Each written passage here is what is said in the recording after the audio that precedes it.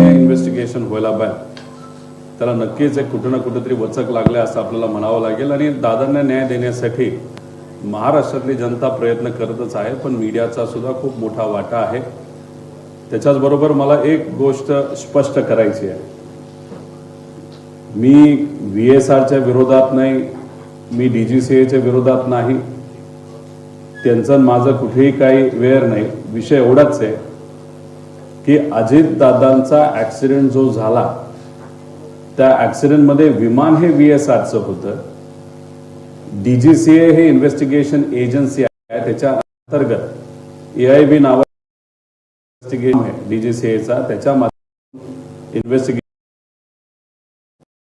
Arrow नावाची company, तिथे असणारे अधिकारी, तिथे असणारे ते मालक आणि इतर गोष्टी, ह्या गोष्टींमध्ये गेल्याशिवाय काय घडलं हे आपल्याला कळणार नाही.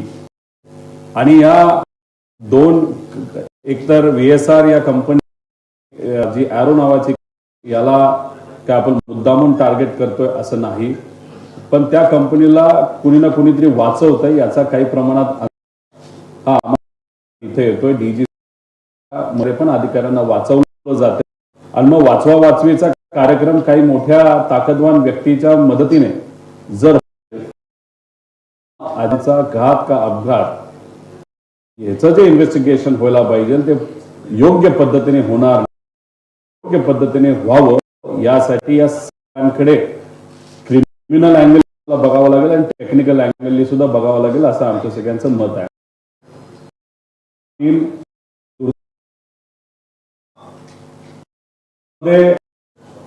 लेअरजेट 45 XR हा विमानाचा प्रकार आधीपासून आपण म्हणत होतो. पूर्वी ते फक्त 45 म्हणायचे, पण त्यांनी आता त्यांच्या रिपोर्टमध्ये स्वीकारलेलं आहे. त्याच्यानंतर विमान हे सुरतला गेलं होतं हे आपण सुद्धा म्हणलं होतं आणि आता ते रिपोर्टमध्ये सुद्धा तिथं आलेलं आहे. दौरा पूर्ण नियोजित नव्हता हे आपण सातत्याने म्हणत होतो, हे सुद्धा कुठेतरी रिपोर्टमध्ये आलंय. ते बुकिंगच्या अनुषंगाने आपल्याला ते शोधता येतं. एकूण फ्युल क्षमतेच्या 90% फ्युल भरले होते हे आपण बोललो होतो, तर रिपोर्टमध्ये ते आलेलं आहे. त्यानंतर टाइम सिन्स न्यू, म्हणजे आपण जे विमान आहे त्याची जी लाईफ आहे त्या अनुषंगाने अजितदादा जेव्हा बसले होते तेव्हा लाईफ किती होती हे आपण म्हणलो होतो. 85 तास राहिले होते ऑफिशियली, तर 8,000 तास हे इंजिन पुढे गेलं होतं.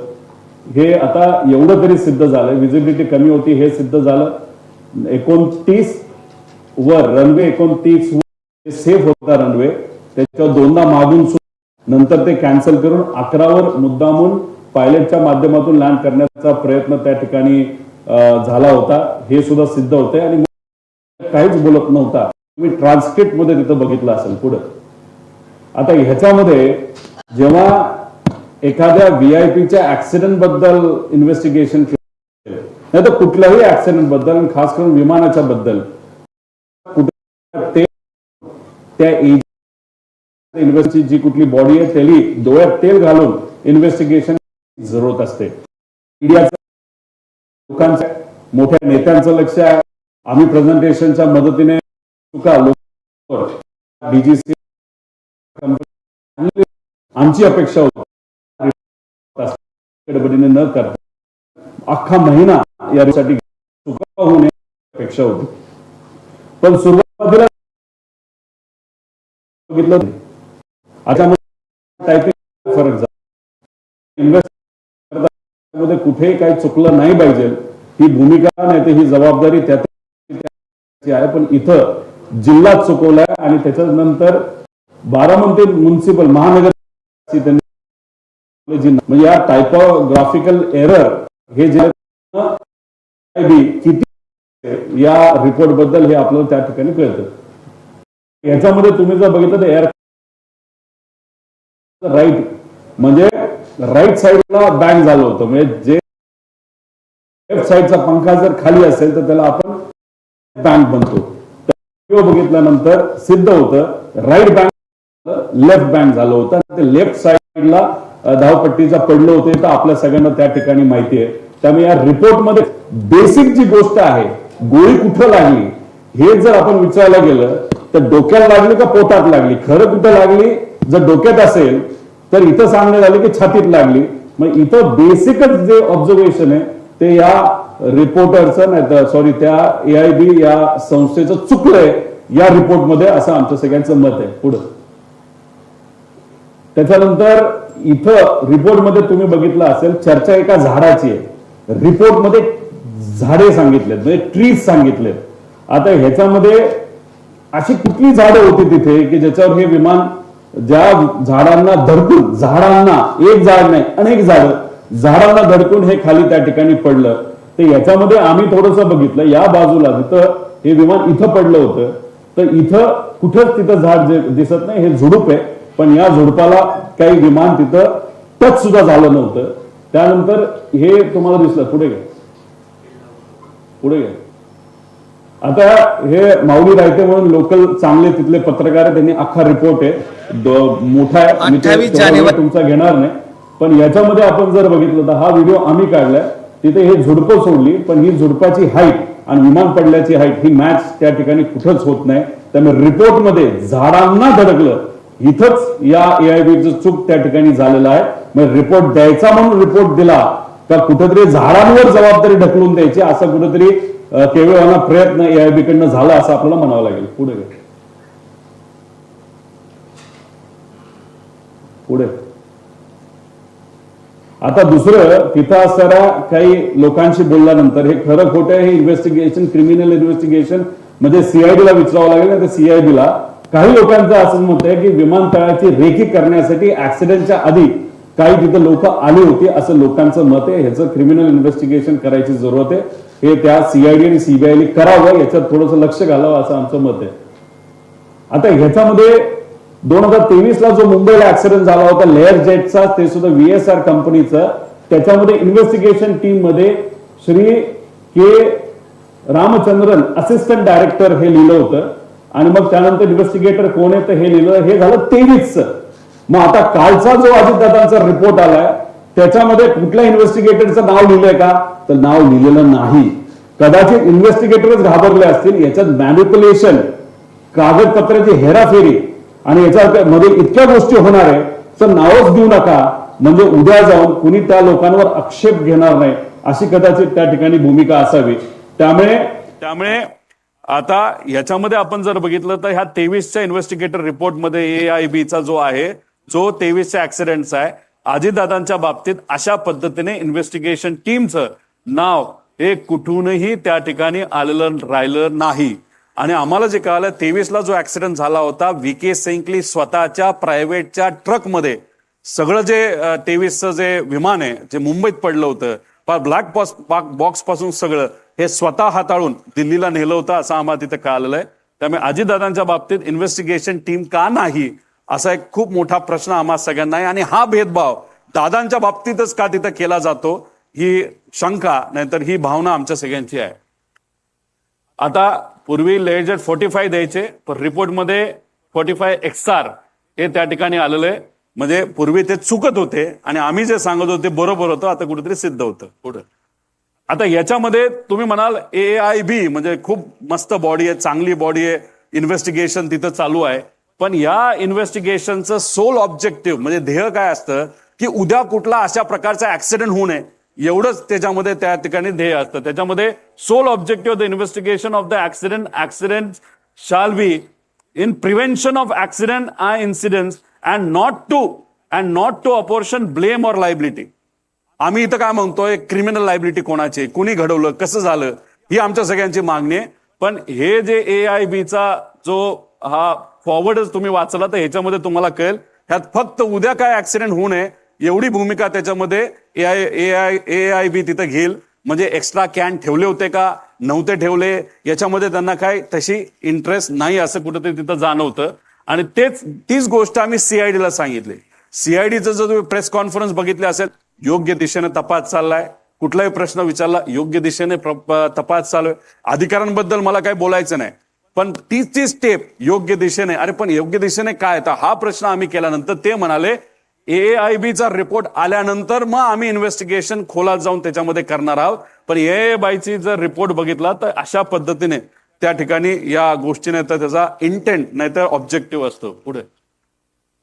आता ह्याच्यामध्ये आम्ही म्हणत होतो विजिबिलिटी कमी आहे, हे काय मोगम नव्हतो. तुम्ही मुंबईची विजिबिलिटी बघितली तरी ती 2500च्या आसपास आहे रिपोर्टमध्ये दिलंय, आणि पुण्याची जर बघितली तर 2000च्या आसपास आहे टायमिंग प्रमाणे.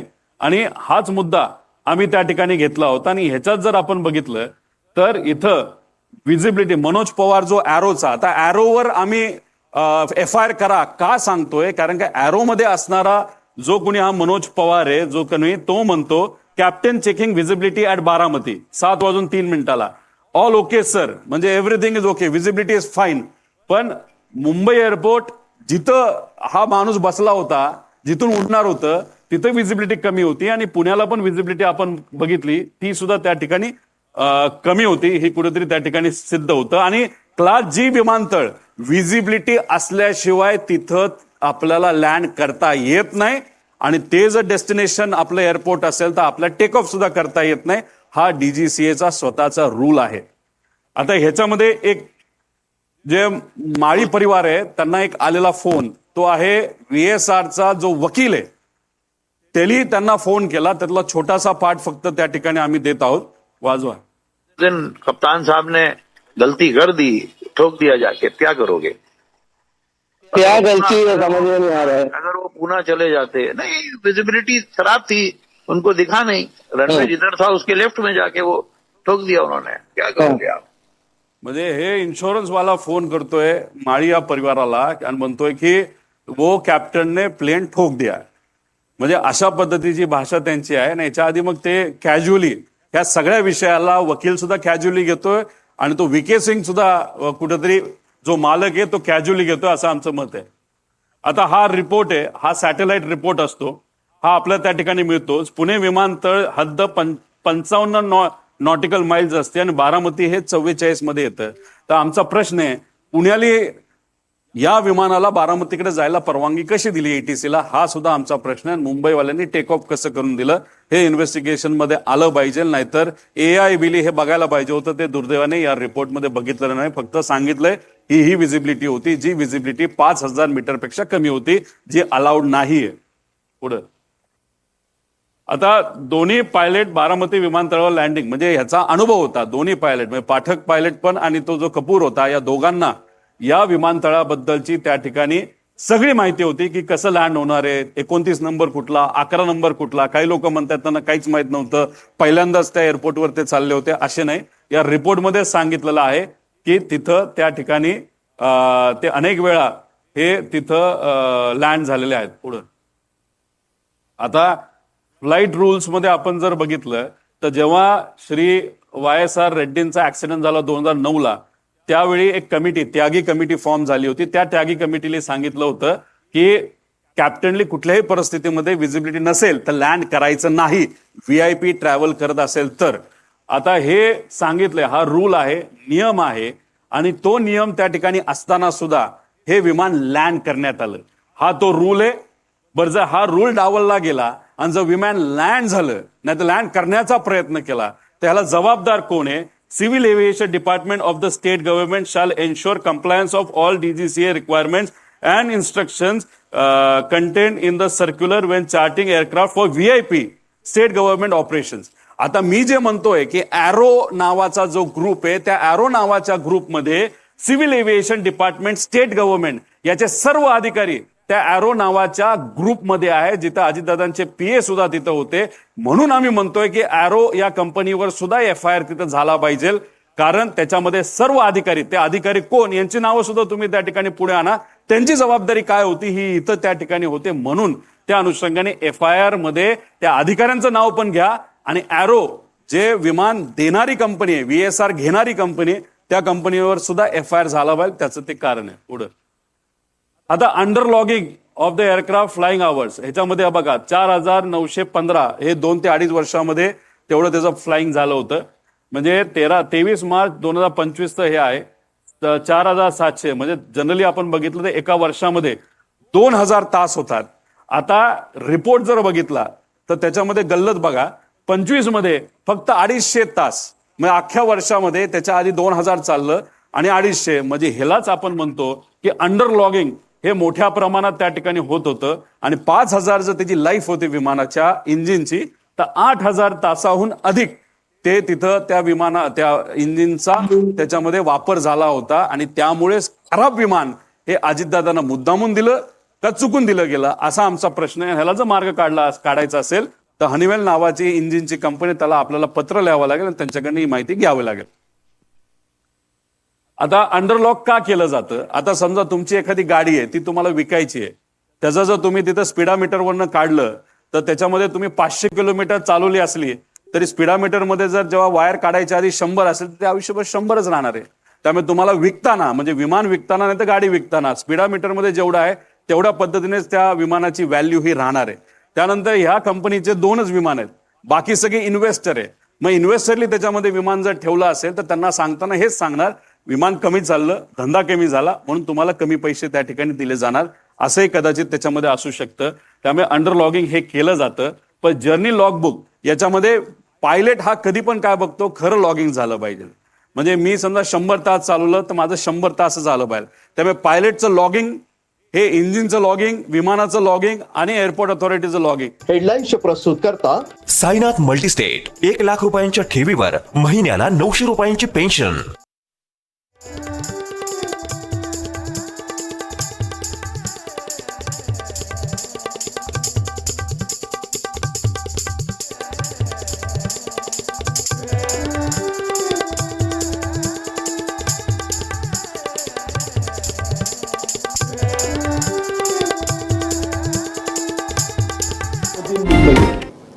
ह्याच्यामध्ये शमशाबाद कुठंच नाही. म्हणजे बारामती ATC ला कुठंच तिथं ईमेलच्या मदतीने रिपोर्ट केलं नव्हतं की हा शमशाबादला जाणार आहे का नाही जाणार. आणि मग याच्यावरनं आपण जर बघितलं वेळ काळ जर त्या ठिकाणी बघितले तर याच्यामध्ये खूप मोठ्या प्रमाणात कुठं ना कुठेतरी तिथं फरक त्या ठिकाणी आपल्याला जाणवतं. आणि टाइम मध्ये सुद्धा फरक हा मोठा त्या ग्रुप मधला टाइम रिपोर्ट मध्ये दिला त्याच्यामध्ये ती इतकी मोठी गल्लत आहे, ती गल्लत सुद्धा त्या ठिकाणी आपल्याला काढता काढता फरक मोठ्या प्रमाणात त्या ठिकाणी येतोय पुढे. आता ह्याच्यामध्ये BA टेस्ट म्हणजे टेस्ट ही करावी कुठं करावी लागते तर ही एक वेगळं ठिकाण असतं, त्या ठिकाणाचं इथं आपल्याला करावं लागतं जे एअरपोर्टच्या आत असतं. पण इथं जर बघितलं तर ही विमानच्या आतमध्ये हे कुठेतरी प्री टेस्ट ही केली गेली असं रिपोर्टमध्ये दिलंय. आणि म्हणजे रिपोर्टमध्ये दिलंय की हे विमानाच्या आत टेस्ट झाली, पण त्यासाठी एक वेगळं ठिकाण असतं, हे जास्त महत्वाचं असतं पुढे. आता फ्युएल संदर्भात AIBच्या रिपोर्ट अनुसार सकाळी 5:30 वाजता विमान 2900 LB इंधन होते. म्हणजे याच्यामध्ये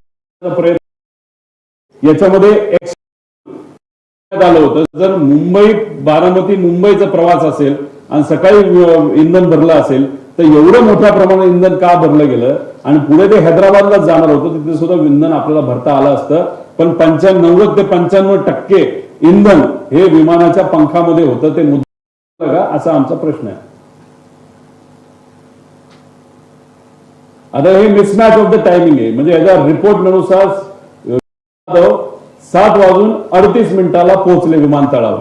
पण हा जो ग्रुप एरोचा जो अजितदादांचे PA सुद्धा याच्यामध्ये आहेत, याच्यामध्ये आपण जर बघितलं तर विदीप जाधव रीच ऍट 7:17. ह्याचा जो फरक आपण काढला तर 20-21 मिनिटाचा फरक आहे. 2-3 मिनिटं इकडे तिकडे ठीक आहे. पण त्यानंतर मनोज पवारचा विदीप जाधवचं झालं रिपोर्ट अनुसार दादा 7:59 विमानात बसले होते. पण इथं जर बघितलं तर 7:54. म्हणजे आम्हाला एवढंच सांगायचं होतं की याच्यामध्ये जो हा तफावत आहे हा आकड्यामध्ये खूप मोठ्या प्रमाणात, वेळेमध्ये खूप मोठ्या प्रमाणात आहे. मग वेळ कुठून घेतली, कशी घेतली हे सुद्धा त्या ठिकाणी आपल्याला सांगावं लागेल. आणि नसेल तर मग कुठेतरी हा जो हँडलर आहे ज्याच्यावर अजितदादांचे PA अवलंबून होते हा हँडलर चुकीची माहिती ही मुद्दामून देतोय का चुकून देतोय हे कुठेतरी आता आपल्याला त्या रिपोर्टमध्ये येणं महत्वाचं.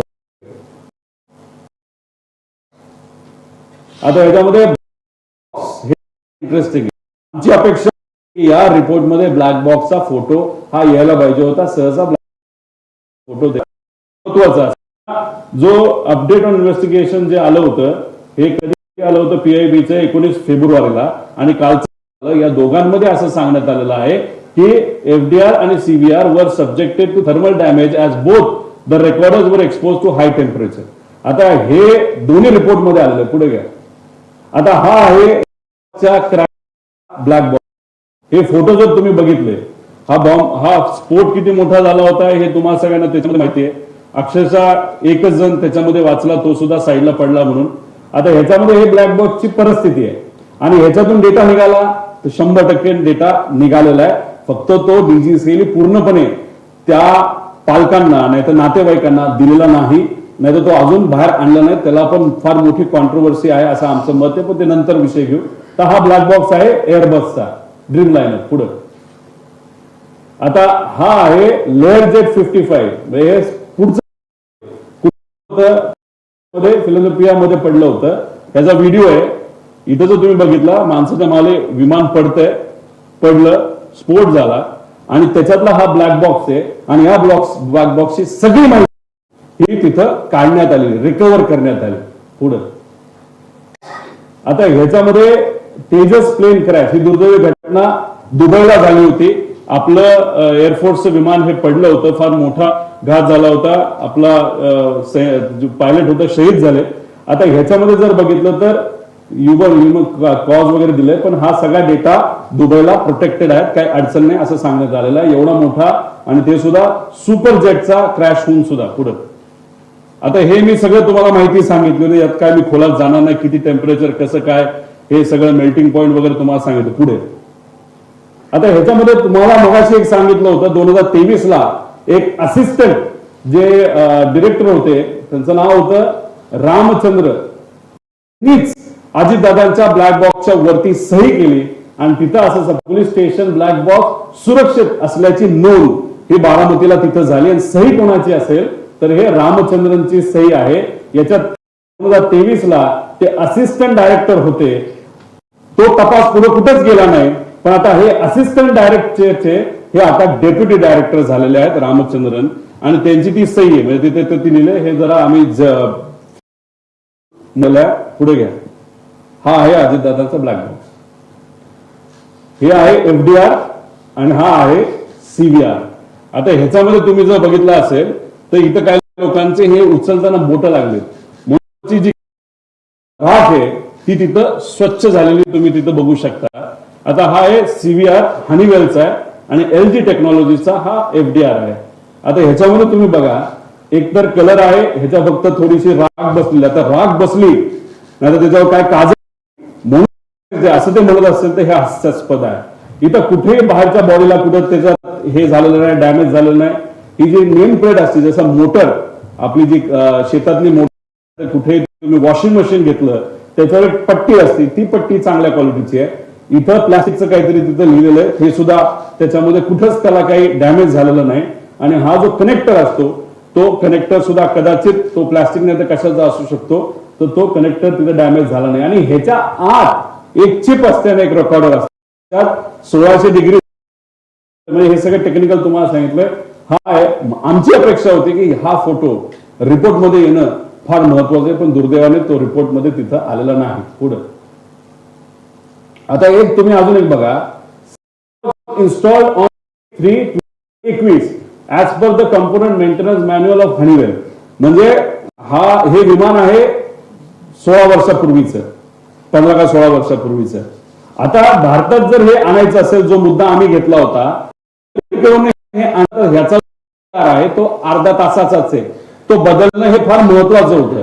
ठीक आहे, चला तुम्ही बदललं, ते बदललं 21 मध्ये. त्याचा अर्थ हा CVR हा 21 मध्ये बदलल्यामुळे हा लेटेस्ट CVR असेल.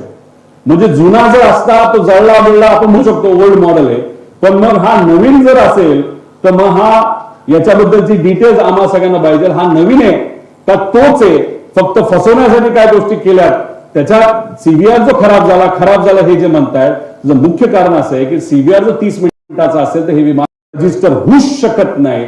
आणि रजिस्टर होऊ शकत नाही, मग DGCAचे अधिकारी अडचणीत येतील, म्हणून त्यांनी रिपोर्ट मध्ये हे मॅनिप्युलेशन केलं असं माझं मत आहे.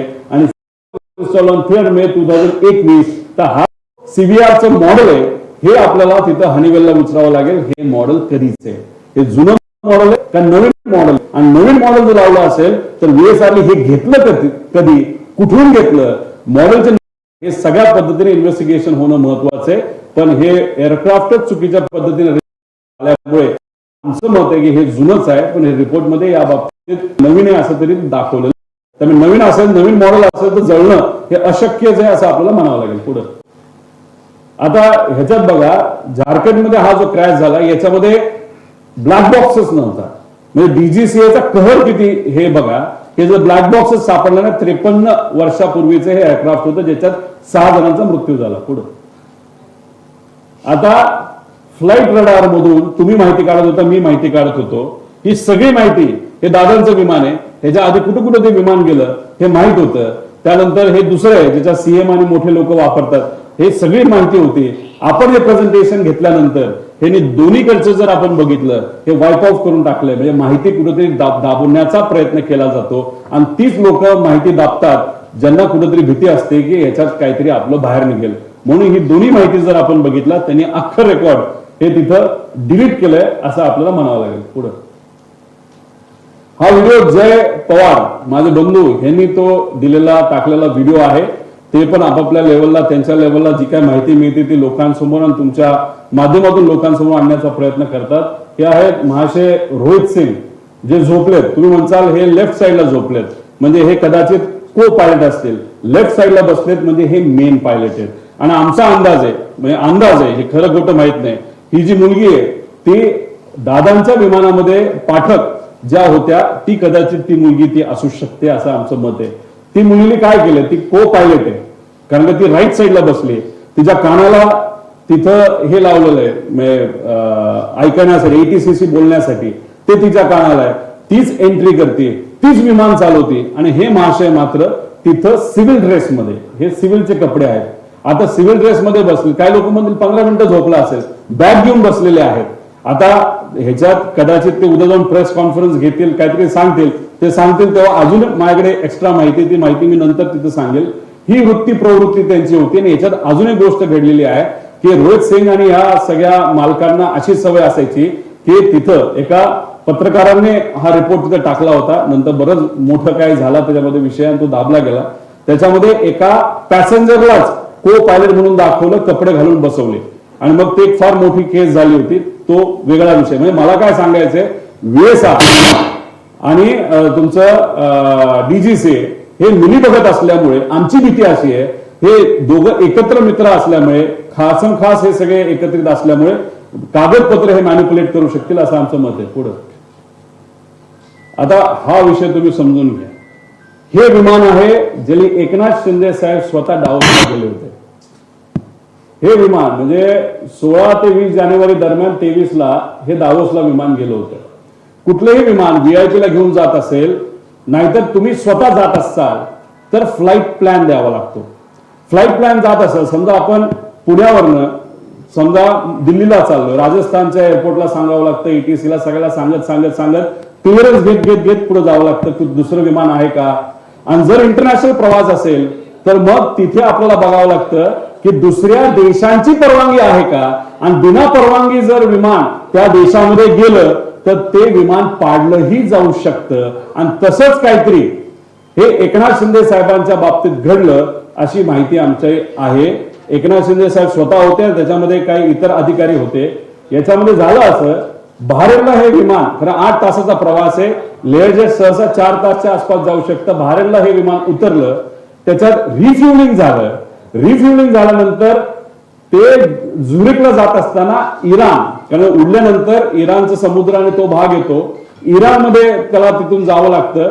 इराणच्या देशाने, म्हणजे आता इराण आता वॉरमध्ये तुम्हाला माहिती आहे की त्या विमानाला जवळ जाऊन आम्हाला जे कळालेलं आहे, कदाचित दुसरे फायटर जेट सुद्धा तिथे आले होते आणि त्यांनी सांगितलं होतं तुम्ही जर आत्ताच्या आत्ता नाही वळला तर तुमचं विमान आम्ही पाडू. हे इराणच्या एअर डिफेन्सनी त्या ठिकाणी सांगितलं होतं. त्याच्यात कोण बसलं होतं? एकनाथ शिंदे साहेब बसले होते. मग इराणवरनं ते इराकच्या साईडला गेलं, इराकली सुद्धा हेच केलं. मग त्याच्यामध्ये 2 गोष्टी आहेत. मग अजितदादांच्या बाबतीत जे घडलं ते भारतात घडलं, महाराष्ट्रात घडलं, ते बारामतीत घडलं.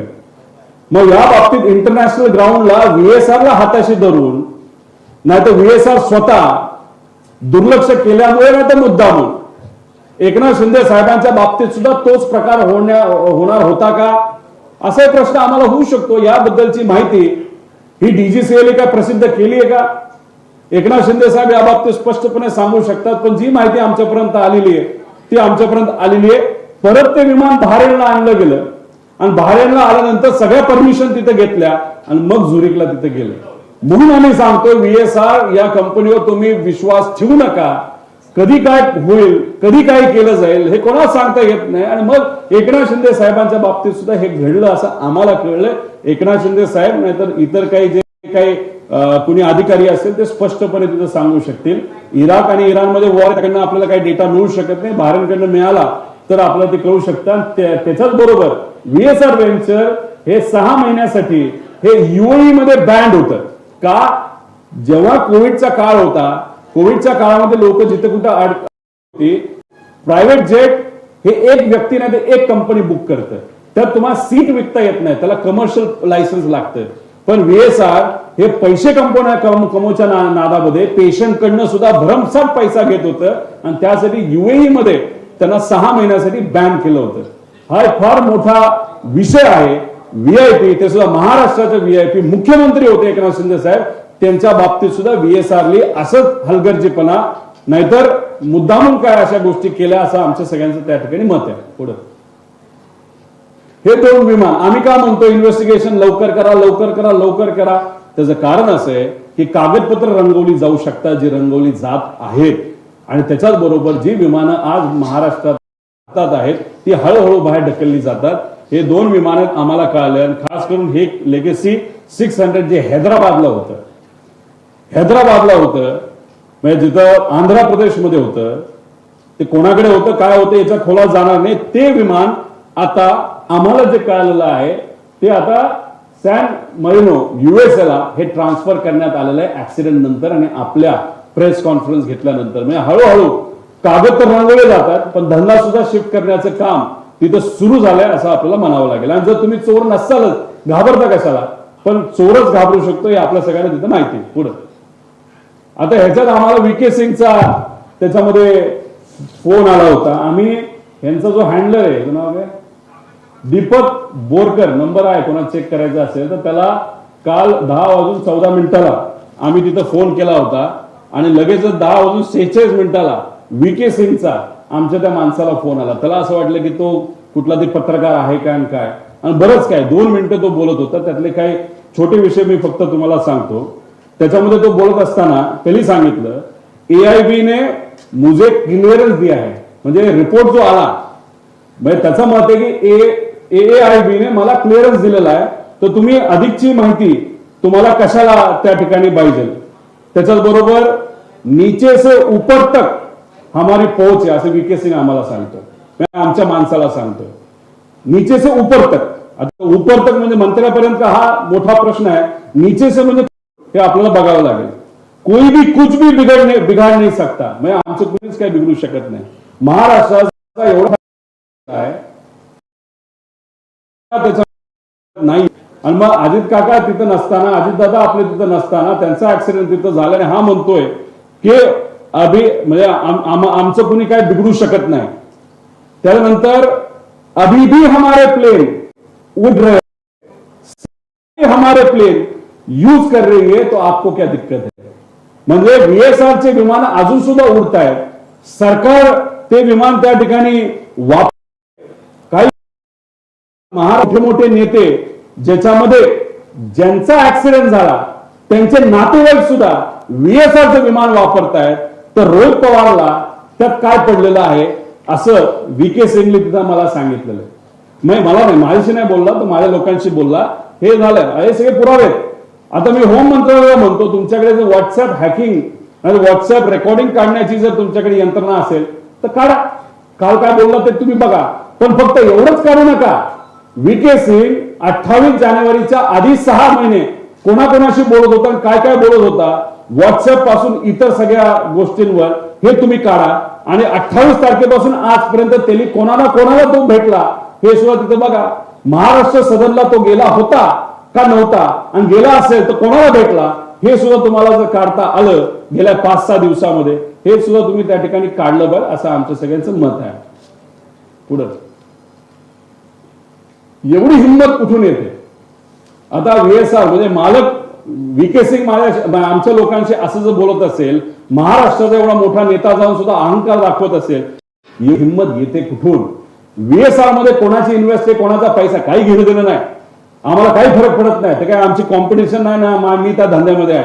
ते डुबलं तरी चालेल, चाललं तरी चालेल. विषय एवढाच आहे की दादांचा अपघात ज्या विमानात झाला ते VSRच्या मालकीचं होतं, आणि मग आम्ही FIR करा एवढं सांगतो, FIR आमचा घेतला जात नाही. आम्ही फार सगळे पुरावे देऊन सुद्धा आमची अपेक्षा होती AIB कडनं चांगला तपास होईल, तो त्याच्यामध्ये घेतलाय, दखल कुणीच घेत नाही. CID कडे केस गेली, CID फक्त म्हणते प्रगतीपथावर आहे, आणि CBI कडे देऊन 18 दिवस झाले. सुशांत सिंगच्या बाबतीत बिहार सरकारच्या मुख्यमंत्र्यांनी सांगितल्यानंतर 2 दिवसात CBIने सगळं प्रकरण हातामध्ये घेतलं, आणि अजितदादा जाऊन महिना होऊन सुद्धा, आणि त्यांच्या पक्षाने सांगून 14 दिवस होऊन सुद्धा जर CBI अजूनपर्यंत हातात घेत नसेल तर ह्याला आपण काय म्हणणार? आम्ही FIR का करा असं म्हणत होतो. मुख्य कारण हे जे जबाबदारी जे आम्हाला वाटतं त्या इन्व्हेस्टिगेशनचा त्याचा एक तो भाग झाला पाहिजे. इन्व्हेस्टिगेशन केल्यानंतर त्यात काहीच नाही झालं तर आमच्यावर कारवाई करा, आम्ही कुठे कुठे घाबरतो. पण इन्व्हेस्टिगेशन करत असताना सगळ्याच गोष्टीकडे बघितलं पाहिजे असं आमचं मत आहे. पण मग एवढी हिंमत VSR मध्ये काय येते ह्याच्या खोलात जर तुम्ही गेलात तर ते तुम्ही बघाल. पुढं याच्यामध्ये बघा, श्वेता सिंग कोण, हे मी मुद्दा तिथं मांडला होता. आता यांची 10 वर्षाची टर्म ही संपली होती. एक तर त्या ज्या पदावर आहेत ती संपून सुद्धा 5 वर्षाचं त्यांना एक्सटेन्शन मिळालं. त्यासाठी खास बाब म्हणून तिथं एक वेगळा GR हा DGCA तिथं काढला आणि त्यांना तिथं मदत केली. आणि त्यांच्याबद्दल अनेक जे एअर इंडियाचे वगैरे जे काही पायलट आहेत, खास करून अहमदाबाद मध्ये जो ऍक्सिडेंट झाला त्यांच्या अनेक लोकांनी आक्षेप घेतलेत, पण मी नंतर त्या बाबतीत त्या ठिकाणी सांगेल. मनीष कुमार हे आम्हाला आलेली माहिती आहे, ही खरी खोटी आपल्याला बघावं लागेल. मनीष कुमार जे आहेत ते जॉईंट डिरेक्टर DGCA आहेत. त्यांचं घर हे VK सिंगने बांधून दिलं असं आम्हाला कळालेलं आहे. पगार किती असतो DGCAच्या अधिकाऱ्यांचा हात काय सिद्ध आहे. मग एवढं मोठं घर बांधलं असेल तर ते बांधलं कसं? अपॉर्च्युनेट रेशो जर आपण त्याच्यामध्ये बघितला असेटचा, याच्यावरनं काय गोष्टी आपल्याला कळणार आहे हे आम्हाला माहिती कळली. मग अशा पद्धतीने जर DGCA VSR बरोबर असेल आणि DGCAचे अधिकारी VSR ला वाचवत असतील, म्हणजे VSR पण जबाबदार आणि DGCA पण जबाबदार, म्हणून दोघांवर कारवाई होवी अशी भूमिका आमची त्याच्यामध्ये FIR मध्ये होती. पुढं आता बघा, हे दुसरं सुरुवातीला गेल्या काही दिवसांपूर्वी एक वेगळी लिंक मी दाखवली होती, वेगळी लिंक तुम्हाला दाखवतो, आणि ह्याच्या पुढे जाऊन सुद्धा अनेक लिंक आहेत, पण मला अजून खोलात जायचं नाही. त्यामुळे जे कोणी जर दबाव आणत असतील त्यांना एवढीच विनंती आहे, आमचं काही तुमच्या इन्व्हेस्टमेंटची घेणं देणं नाही. तुमचा पैसा हा लेजिटिमेट आहे का तुम्ही हवाला कंपनीतून आणला ह्याचंही आम्हाला काही घेणं देणं नाही. आम्हाला फक्त एका गोष्टीचं घेणं देणं आहे की महाराष्ट्राचा मोठा नेता या अपघातात दुर्दैवी मृत्युमुखी त्या ठिकाणी पडलेला आहे, त्यांना न्याय मिळणं हे आमच्या सर्वांसाठी महत्वाचं आहे, आणि इन्व्हेस्टिगेशन योग्य पद्धतीने होणं हे महत्वाचं आहे. आणि याच्यात जर बघितलं VK सिंग, सिमी सिंग हे शेअर होल्डर आहेत, पण विस्ता सेल्स मध्ये प्रेफरन्स शेअर्स कोणाचे, या VSR व्हेंचर मध्ये प्रेफरन्स शेअर 90 लाख शेअर्स कोणाचे आहेत? तर विस्ता सेल्सचे. आता विस्ता सेल मध्ये 2 प्रमुख कंपन्या, अमुजा विनकॉम आणि लंबोदर वाणिज्य, या दोन्ही विस्ता सेलच्या 96% विस्ता सेल मध्ये या 2 कंपन्यांचं त्याच्यामध्ये इन्व्हेस्टमेंट आहे. आता ह्याच्यात जर आपण खोलात गेलो तर ह्याच्यामध्ये 8 नावं अशी आहेत जी कॉमन निघतात. 8 नावं त्याच्यामध्ये तुम्ही खाली बघितलं असं विस्ता सेल्सच्या 27 वेगवेगळ्या कंपन्या आहेत, त्याच्याबद्दल मी नंतर सांगेल. याच्यामध्ये 8 नावं कॉमन निघतात. याच्यात महेंद्र कुमार गोयंका या नावावर तुम्ही थोडंसं लक्ष द्या. महेंद्र कुमार गोयंका हे या कंपन्यांमध्ये डिरेक्टर आहेत. म्हणजे याच्यामध्ये आतिशा कन्स्ट्रक्शन प्रायव्हेट लिमिटेड आणि सायना स्टील्स प्रायव्हेट लिमिटेड. आता या कंपनीमध्ये जर अजून खोलामध्ये आपण गेलो तर संजय पाठक नावाची एक व्यक्ती, जे मध्य प्रदेशचे भाजपचे एक आमदार आहेत, अतिशय श्रीमंत आमदार आहेत, तुम्ही बघा ते डिटेल्स काढा, ह्यांचं एक रिलेशन दिसतं. आणि ह्यांच्या ज्या कंपन्या आहेत, या कंपन्या जर आपण खोलात जाऊन बघितलं तर ह्याच्यामध्ये या संजय पाठकचे मुलगा हा डायरेक्टर म्हणून आहे. आता ह्याच्यात तुम्ही पुढे गेला. आता ह्याच्यामध्ये हे आहेत संजय पाठक, ह्यांच्याबद्दलच्या बातम्या तुम्ही ऐका. याच्यामध्ये 242 कोटीचं विमान त्यांनी घेतलं. आता ते कोणाच्या नावावर बघावं लागेल, VSR का कोणाचं, ती माहिती आम्हाला माहित नाही. आता ती इन्व्हेस्टिगेशनने बघा. म्हणजे एवढी मोठी माणसं जर VSRच्या पाठीमागे असतील, DGCA या लोकांना पण वाचवण्याचा प्रयत्न करत असावं आणि VSRला पण वाचवायचं, म्हणजे दादांचं इन्व्हेस्टिगेशन राहिलं बाजूला, तर DGCAचं काम काय, नाही तर मंत्रालयाचं काम काय, तर या लोकांना वाचवा असं कुठेतरी सांगण्याचा प्रयत्न त्या ठिकाणी केला जातोय, असं आमचं ठाम मत आहे. आणि हे कुठेतरी त्या ठिकाणी सिद्ध होतं. आता ह्याच्यात दुर्दैव बघा, एका जजनी काय सांगितलं, जज refuses to hear mining scam petition of BJP MLA, जो आहे तो आहे हा, म्हणजे कोण, काय नाव संजय पाठक. आता जजच म्हणतो बाबा आम्हाला काय हे ऐकायचं ना, का हा पैसे देतोय आम्हाला, तर जजला मॅनेज करण्याचा प्रयत्न संजय पाठक करत असेल तर DGCAच्या अधिकाऱ्यांना मॅनेज करायला किती वेळ लागतो. ठाम आमचं मत आहे. त्यासाठी इन्व्हेस्टिगेशन योग्य पद्धतीने होणं महत्वाचं आहे.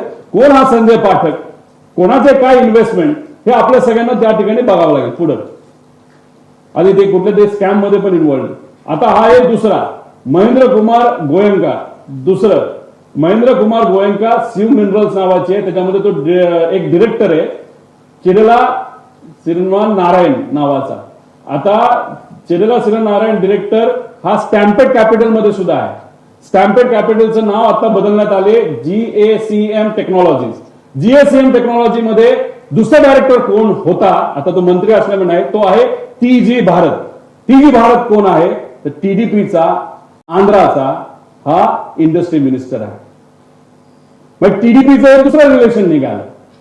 VSRचं कुठं ना कुठं तरी या लोकांची लिंक असल्यामुळे DGCAच्या माध्यमातून इन्व्हेस्टिगेशन हे पारदर्शक होत नाही आणि दादांना न्याय देण्यासाठी म्हणून मुद्दामून या ठिकाणी उशीर होतोय. आणि उशीर होत असताना जेव्हा न्याय दिला जाईल तो योग्य पद्धतीने दिला जाणार नाही असं आमच्या सगळ्यांचं तिथं मत आहे. आणि हे सगळे पुरावे सकट आम्ही दिलेलं आहे. हे ते कंपन्या आहेत, त्याच्यात कोण कोण डायरेक्टर होतं, मंत्री असल्यामुळे डायरेक्टर राहता येत नाही, ते आता बदललेले आहेत असं आम्हाला कळतं. पण रिलेशन तर आहेच ना पुढं. आता हे सूर्यवंशी आहेत नाशिकचे फार मोठे इंडस्ट्रियलिस्ट आहेत. महाराष्ट्रात सुद्धा त्यांचा व्यवसाय, मध्य प्रदेशमध्ये फार मोठ्या भाजपच्या नेत्यांबरोबर त्यांचं आर्थिक संबंध आहे असं त्या ठिकाणी बोललं जातं.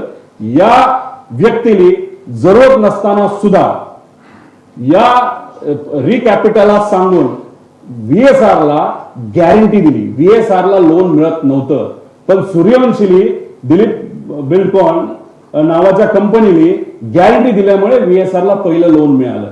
पुढे जावा.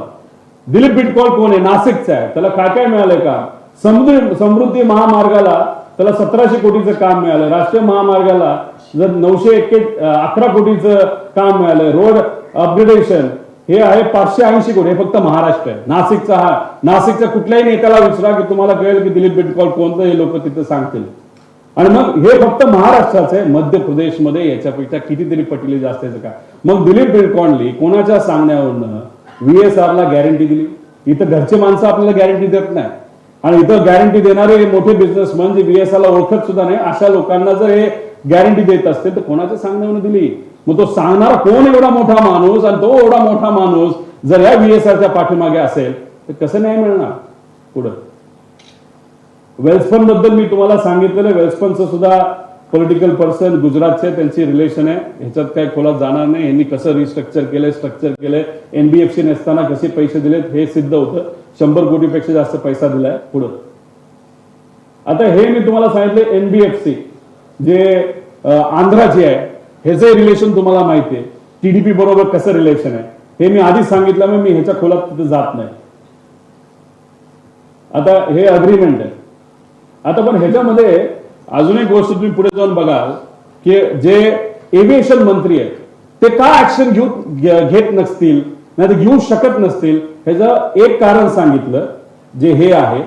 दुसरं कारण मी सांगितलं जे आहे आंध्राचे इंडस्ट्री मिनिस्टर. आता तिसरं कारण काही प्रमाणात तुम्हाला सांगतो, इन्व्हेस्टिगेशन करण्याची जरूरत आहे, ते आहे पुढं. हा, आता हे बघा, याच्यामध्ये कौर वैश्य बँक ही एक मेन बँक आहे जी TDPच्या प्रमुख नेत्यांच्या प्रायव्हेट कंपनीला फंडिंग करते.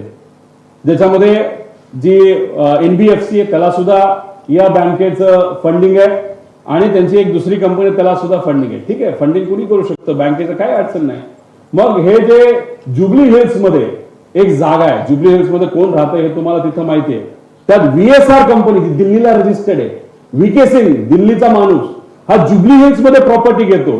तो किती रुपयाची प्रॉपर्टी घेतो, त्याची खरी किंमत आहे 30 कोटी, पण प्रॉपर्टी VSR घेते कितीला, 47 कोटी, म्हणजे 17 कोटी अधिक. एवढं अधिक मार्केटपेक्षा अधिकचे पैसे का दिले, तो पैसा कोणाला गेला, कसा गेला हे लागेल. आणि फिनिक्स ग्रुप हा कोणाचा, कसा, काय, तुमचे रिसर्च तुम्ही वापरा.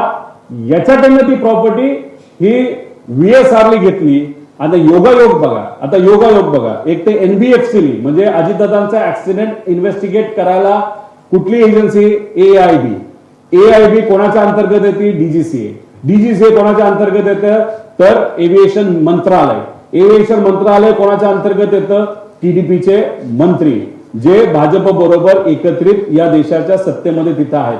TDPचं आणि VK सिंग म्हणजे VSRचं कसं नातं NBFCचं हे आम्ही तुम्हाला सगळ्यांना दाखवून दिलं. TDPचा एक इंडस्ट्रियल मंत्र्याचं पण अप्रत्यक्षपणे कसं नातं आहे हे काही प्रमाणात आम्ही तिथं दाखवून दिलं. आणि हे दाखवून देत असताना तिसरा योगायोग म्हणजे हा जमिनीचा योगायोग. आता चौथा योगायोग बघा की याच्यामध्ये लोन जे या कौर व्यास्या बँक VSRला जे लोन दिलं ते 39 कोटीचं दिलं. पुढे गे 39 कोटीचं दिलं, पण इथं ते बघा 39 कोटीला. आणि योगायोग बघा, कौर व्यास्या बँकेने हे ती जी कंपनी आहे त्याला 25-50 कोटी हे काय तारखेला दिले, हे दिले 30/9/2024ला. आणि VSRला त्याच बँकेने कधी लोन दिलं, 30/9/2024ला.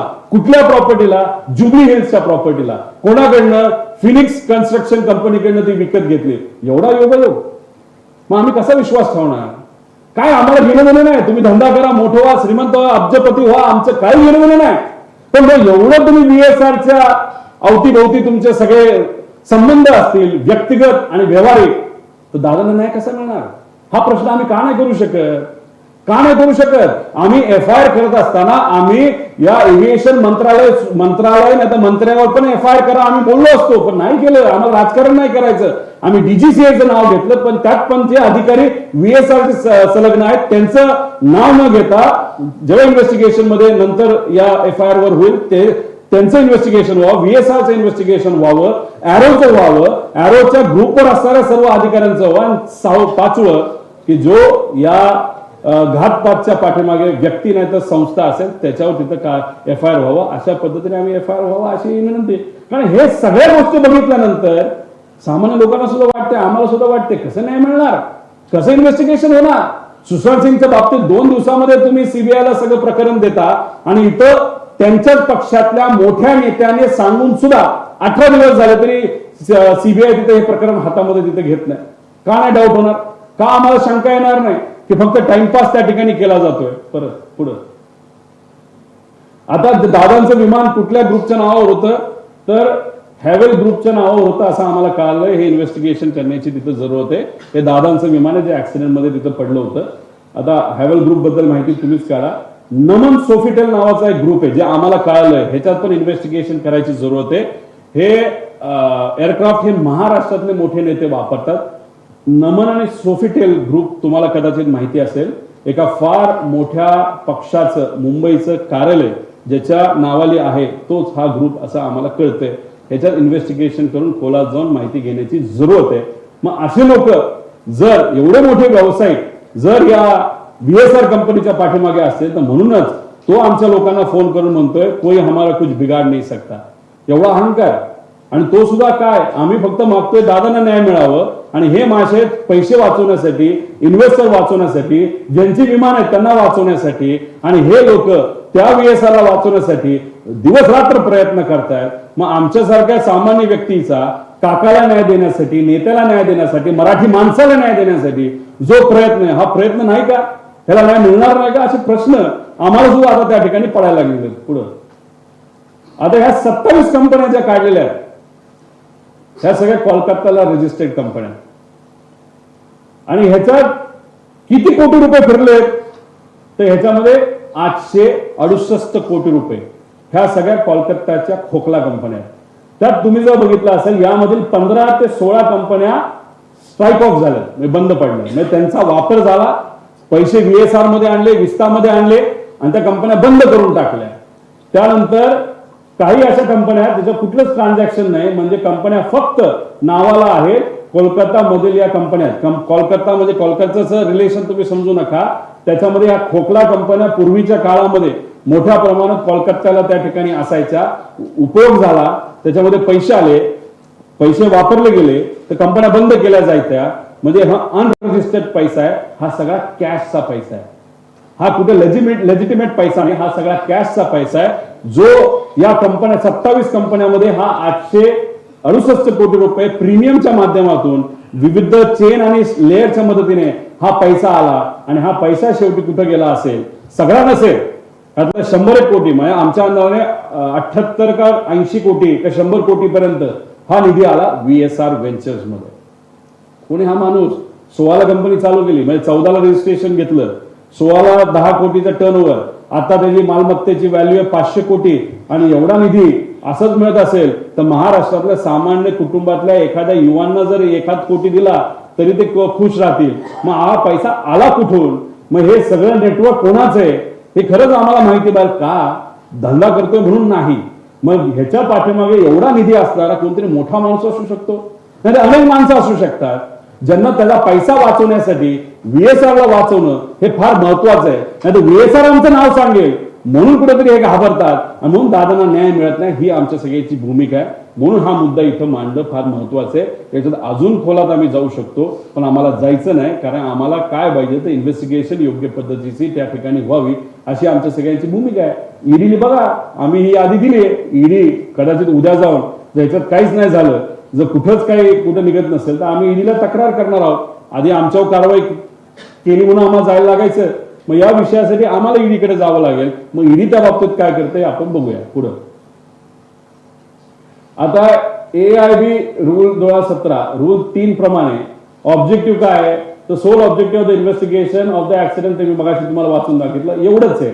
आता ह्याच्यामध्ये ही AIB एवढी जी चर्चा होती, अरे किती ताकद आहे AIB ची आपण बघूया.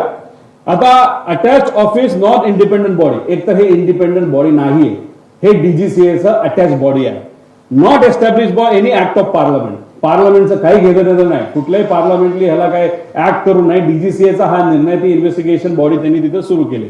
Not statutory body, statutory body नाहीये.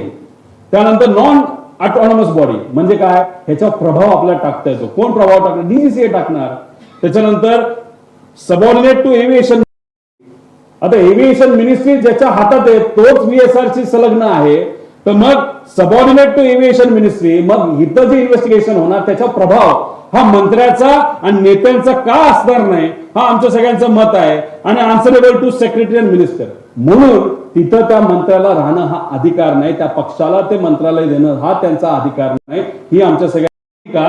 कारण की हे अशा पद्धतीने इन्व्हेस्टिगेशन झालं तर ह्याच्यातून काहीच निघणार नाही, हे मी आपल्या सर्वांना सांगतो. पुढे आता ह्याच्यामध्ये बघा, ह्यांनी सहजपणे काय केलं, रूल 11च्या अंतर्गत ह्यांनी इंटरनल एन्क्वायरी लावली. हा जो रूल 11 आहे हा aircraft investigation and accident and incident rules 17 अनुसार AIB हे 2 प्रकारे इन्व्हेस्टिगेट करू शकते, हे 11 आणि 12. आता याच्यामध्ये परिवारातला एक व्यक्ती म्हणून, नागरिक म्हणून आमची सुद्धा मागणी आहे 11 प्रमाणे नको, म्हणजे घरच्या घरी सगळे अधिकारी टाकले जातील, घरच्या घरी हे रिपोर्ट बनवले जातील आणि क्लीन चिट त्या ठिकाणी दिली जाऊ शकते अशी आमच्या सगळ्यांची शंका आहे. तर आमचं म्हणणं आहे की रूल 12 प्रमाणे व्हावं. याच्यामध्ये तपास हा केंद्र सरकार एका खुल्या कमिटीद्वारे केला जातो. की राहुल गांधीजी ज्या लीडर ऑफ ऑपोजिशन आहे त्यांना या कमिटीमध्ये घ्यावं आणि इतर जे जजेस, माजी जज वगैरे यांना त्याच्यामध्ये टाकावं, तरच पारदर्शक पद्धतीने इथं एन्क्वायरी होईल. आणि ही फक्त आमची मागणी असं समजू नका. भारताची पायलट असोसिएशन जी अहमदाबाद मध्ये झालेल्या ऍक्सिडेंटसाठी लढते, एका पायलटसाठी जे परिवार त्या ठिकाणी लढतायत आपल्या नातेवाईकांना न्याय देण्यासाठी, त्या अहमदाबादच्या ऍक्सिडेंटसाठी सुद्धा त्यांची मागणी आहे सगळ्यांची, या पद्धतीने तुम्ही तिथे इन्व्हेस्टिगेशन करू नका, रूल 12च्या अंतर्गत तुम्ही इन्व्हेस्टिगेशन करा. आणि ही मागणी सुद्धा आम्ही लीडर ऑफ ऑपोजिशनच्या मदतीने आणि सर्व खासदारांच्या मदतीने पार्लमेंटमध्ये जे 9 तारखेला पार्लमेंट सुरू होते त्याच्यामध्ये त्या ठिकाणी मांडणार आहे. पण ही मागणी आमची महत्वाची, इथं घरच्या घरी सगळे कागद रंगवले जातील आणि मॅनिप्युलेशन केलं जाईल अशी आमच्या सगळ्यांचं म्हणणं आहे. पुढे आता एफ आय आर का दाखल करायचा, तर आता तुम्हाला सगळ्यांना माहिती आहे एफ आय आर का दाखल करायचा आणि ह्याच्यामध्ये सुप्रीम कोर्टाचं त्याच्यामध्ये निकाल ललिता कुमारी विरुद्ध उत्तर प्रदेश सरकार याच्या अंतर्गत आम्हाला तो अधिकार आहे. आणि तुम्ही बघा की आम्ही इन्व्हेस्टिगेशन मध्ये कुठेच हस्तक्षेप करत नाही. आम्ही म्हणतोय आम्ही जो एफ आय आर करतो त्याच्या बेसिसवर तुम्ही इन्व्हेस्टिगेशन करा, उलट त्याचा फायदाच होणार आहे. आणि सीआयडी करत असेल तर तो एफ आय आर सीआयडी ला ट्रान्सफर होतो आणि तर सीबीआय करत असेल तर तो एफ आय आर हा सीबीआय ला ट्रान्सफर होतो. हा आमचा अधिकार आहे का सुप्रीम कोर्टच्या अनुषंगाने दखलपात्र जर तिथं क्राईम असेल तर मग 100% एफ आय आर करता येतो. तो आमचा अधिकार आहे. नागरिक म्हणून आमच्या सगळ्यांचा तो अधिकार आहे, ज्या अधिकारापासून मला वंचित त्या ठिकाणी ठेवण्यात आलं. आणि सांगताना काय सांगतात की बाबांनो ऍक्सिडेंटल डेथ रिपोर्टवर इन्व्हेस्टिगेशन सुरू झाले म्हणून एफ आय आर करण्याची काय कारण नाही. पण ह्याच्यात दुसरा जर आपण बघितला कुठे येतो तर अजून एक कुठली तरी केस आहे, त्या केसच्या अंतर्गत आपण जर बघितलं कुठे काय बोलतो तो दुसरा आहे, जर केंद्र सरकार विरुद्ध एक कोणतरी कुमार नावाचा एक व्यक्ती त्याच्यामध्ये ऍक्सिडेंटल डेथ रिपोर्ट असेल तरी तुम्हाला तिथे एफ आय आर करता येतो. तो तुमचा अधिकार आहे आणि त्या अधिकाऱ्यापासून तर मला वंचित ठेवलं. याच्यामध्ये पुढे याच्यामध्ये आपण एफ आय आर का गरजेचं होतं मी आपल्या सगळ्यांना सांगितलं. मॅनिप्युलेशन होऊ नये, का पटकिनी हा तपास त्या ठिकाणी व्हावा आणि हे जे संबंधित मंत्र्याचे जे काय राजीनामा का घ्यायचा, कारण मी तुम्हाला सांगितलं डीजीसीए वगैरे त्यांच्या अंतर्गत व्हीएसआरचं त्यांचं रिलेशन आहे आणि एफ आय आर झाल्यानंतर इन्व्हेस्टिगेशनला व्यापकता त्याच्यामध्ये येईल. एरोला का करावं, अधिकारी म्हणजे त्यांनी ते विमान दिलं, ती व्हीएसआर कंपनी तिथे इंट्रोड्यूस केली, त्याच्यात अधिकारी आहेत त्या ग्रुपमध्ये, अधिकाऱ्यांचं नाव मी घेतलं, कलम तुम्हाला सांगितला. त्यानंतर व्हीएसआर का, आता एवढे पुरावे दिल्यानंतर व्हीएसआर का ह्याच्या पुढे मी काही सांगणार नाही. आणि डीजीसीए का, की डीजीसीएच मदत करते आणि क्रिमिनल जे 5वा आहे त्याच्यामध्ये क्रिमिनल अँगल असल्यामुळे जी व्यक्ती आणि संस्था त्या क्रिमिनल कॉन्स्पिरन्सीच्या मागे असतील तर मग ते इन्व्हेस्टिगेशन व्हावं यासाठी आम्ही एफ आय आर मागत होतो. पुढे सीआयडीचा तपास नेहमी एवढंच जलद गतीवर आहे, चाललंय पुढे चाललाय पुढे चाललाय. पण काय चाललंय ते म्हणाले AIB रिपोर्टवर आमचं जास्त अवलंबून आहे. पण AIB रिपोर्टमध्ये जर डिस्क्रिपन्सीज येत असतील, त्याच्यामध्ये चुका असतील तर मग हे कसं, म्हणजे हे कसा तपास पुढे जाणार अशी आम्हाला शंका त्याच्यामध्ये वाटते. काही लोक म्हणले तुम्ही मुंबईमध्ये का प्रयत्न केला, तो माझा अधिकार आहे. बारामतीमध्ये जाऊन गर्दी होऊ नये म्हणून आम्ही काय केलं की मुंबईला जेव्हा डीजीसीएचा एक प्रायमरी रिपोर्ट 24 तारखेला आला त्याच्यामध्ये त्यांनी अप्रत्यक्षपणे व्हीएसआर हे जबाबदार आहे हे सांगितलं होतं. त्या अनुषंगाने त्या मुद्दा घेऊन 24 पर्यंत शांत बसलो आम्ही, फक्त रिपोर्ट यावा म्हणून. आणि रिपोर्ट आल्यानंतर एफ आय आर हा मुंबईत का गेला तर 0 एफ आय आर हा आमचा अधिकार आहे, कुठेही करू शकतो. नंतर तो एफ आय आर ट्रान्सफर होतो. पण तो अधिकार असताना सुद्धा आम्हाला तिथं काही करून दिलं नाही. मग आम्ही गेलो बारामतीला पण आम्हाला काय करून दिलं नाही. मग आम्ही गेलो सीआयडी कडे पण आम्हाला तिथे एफ आय आर करून दिला नाही. मग आम्ही तिथे एक स्टेटमेंट 180 कलमच्या अंतर्गत तिथं दिलेलं आहे, त्याच्या बाबतीत काय होते बघू. पण आमची अजून सुद्धा मागणी एफ आय आर हा तिथं झाला पाहिजे. पुढे आता ह्याच्यामध्ये बघा रोहित पवार फक्त विरोधात आहे, एवढाच फरक आहे. आता ही आहे कुठली केस तुम्हाला माहिती असेल, घाटकोपरमध्ये 18 जून 2018 एक बीच क्राफ्ट नावाचं विमान हे 4-5 लोकांना घेऊन तिथं दुर्दैवाने तिथं घटना घडली, ऍक्सिडेंट झाला आणि त्याच्यामध्ये जे सगळे होते ते त्याच्यामध्ये मृत्युमुखी पडले. व्हिजिबिलिटीचं कारण हे सांगण्यात आलं, काहीच झालं नाही. ते बिचारे जे पालक होते, नातेवाईक होते, ते नुसते पोलीस स्टेशनला जात गेले अरे एफ आय आर करा. आता ऍक्सिडेंटल डेथ रिपोर्ट झाला होता का? हो. AIB तपास चालू करत होतं का? केली होती. आणि मग या लोकांची इच्छा होती एफ आय आर झाला पाहिजे, नाही एफ आय आर होत झाला. मग 9 महिन्यानंतर किरीट सोमय्यांच्या मदतीने त्यांचं मी आभार व्यक्त करतो, त्यांनी पुढाकार घेतला. सरकार त्यांचं होतं, फरक तेवढाच आहे किरीट सोमय्या त्यावेळेस सरकारमध्ये होते, आज आम्ही विरोधात आहोत. आणि त्या लोकांना न्याय मिळाला याचा आम्हाला आनंद आहे. नाही तर न्याय मिळेल अशी अपेक्षा आपण करूया. अरे पण मग आमच्या काकाला न्याय मिळाला नाही पाहिजे का? अजितदादांना न्याय नको का? उपमुख्यमंत्री माजी उपमुख्यमंत्री न्याय नको का? जे गेले 40 वर्ष या महाराष्ट्राच्या राजकारणामध्ये लोकांच्या हिताचं काम करतात त्या व्यक्तीला न्याय नको का? मग इथं फक्त किरीट सोमय्या जातात आणि तुमचं सरकार होतं आणि पोलीस स्टेशनला जाऊन ते दंगा घालतात, तेव्हा त्यांना तिथे एफ आय आर करण्याची परमिशन मिळते आणि आम्हाला मिळत नाही? का हा भेदभाव? का तुम्ही काय लपवायचा प्रयत्न करताय? का तुम्हाला त्या दिशेने इन्व्हेस्टिगेशन गेलं नाही पाहिजे जे आम्ही दाखवतोय? ही काय सत्तेतल्या लोकांची इच्छा आहे का? हे असे प्रश्न का नाही पडणार आम्हाला? आणि कोणावर झाला गुन्हा दाखल? हा झाला वायू म्हणजे कंपनीवर, जिथे VSR आपल्याकडे, म्हणून आमची मागणी VSR वर तिथं व्हावं. अकाउंटेबल मॅनेजर कोण आहे? VK सिंग स्वतः मालक अकाउंटेबल मॅनेजर आहे. इथं झालं का घाटकोपरला? झाला. मग आमची पण मागणी आहे ना तिथं VK सिंग वर तिथं व्हावं. चीफ ऑफ फ्लाईट सेफ्टी माहितीच नाही कोण आहे. त्यानंतर स्पेअर पार्ट सप्लायर इंडिमार, म्हणजे हे प्रफुल्ल पटलांचं जे आहे MRO, हे इंडिमार, त्याच्यावर तिथं कारवाई झाली का? तेव्हा ते विरोधात होते आणि हे पण सत्तेत होते. इंडिमारवर झालं आणि ऑपरेशन चीफ वर झालं. मग काय वेगळी मागणी करतोय आम्ही? का वेगळं नाही? घाटकोपरला किरीट सोमय्यांनी पुढाकार घेतला, तुमची सत्ता होती तेव्हा तुमचा FIR होऊ शकतो. मग आता आम्ही आमच्या न्यायासाठी इथं धडपड करतोय, आमदार असून सुद्धा आमचा FIR तिथे घेतला जात नाही का? ह्याच्यासाठीच काळबेरा आहे का असा प्रश्न आता लोकांच्या मनामध्ये निर्माण व्हायला लागलाय. रिपोर्ट बघितल्यानंतर सुद्धा त्याच्यामध्ये काळबेरा आहे का असं वाटायला लागलंय आणि FIR करून दिला जात नाही. याच्यावरून सुद्धा त्या ठिकाणी आम्हाला काळबेरा आहे का वाटणार नाही? साहजिकच हा प्रश्न मीडियाला सुद्धा पडला, लोकांना पडला, आम्हाला पडणार पुढं. हे बाकीचे सगळे प्रश्न आहेत आमचे जे अनुत्तरित आहे. FIR दाखल केला जात नाही, बाकी सगळ्या डेटा वगैरे ते सगळे मी त्यात खोलात जाणार नाही पुढं. असे बरेचसे प्रश्न आहे. सुशांत सिंगचं मी सांगितलं 2 दिवसात CBIला दिलं. दादांचा 18 दिवस विनंती करून त्यांच्या पक्षाने सुद्धा, म्हणजे त्यांच्या पक्षातल्याच काही नेत्यांना हे इन्व्हेस्टिगेशन योग्य दिशेने जाऊ नये असं वाटतंय का? असाही प्रश्न आता पडायला लागला. त्यांच्याकडनं कुठंच तिथं फॉलोअप केला जात नाही. जे आपापल्या लेवलला प्रयत्न करतोय, त्यानंतर इतरही त्यांचे पदाधिकारी कार्यकर्ते आमदार प्रयत्न करतायत, पण मग काही प्रमाणात काही लोकांना हे इन्व्हेस्टिगेशन हे न्याय लेवलला, नाहीतर दादांना न्याय मिळावा अशी भूमिका कदाचित त्यांची तिथं नसावी, म्हणून इन्व्हेस्टिगेशन पुढे जात नाही असं आपल्याला त्या ठिकाणी म्हणावं लागेल पुढं. आता हे दुर्दैवी गोष्ट आहे. खरं तर मी विनंती करतोय CM साहेबांना करतोय, आता DCM सुनीता काकींना सुद्धा मी विनंती करतोय, नका वापरू VSR.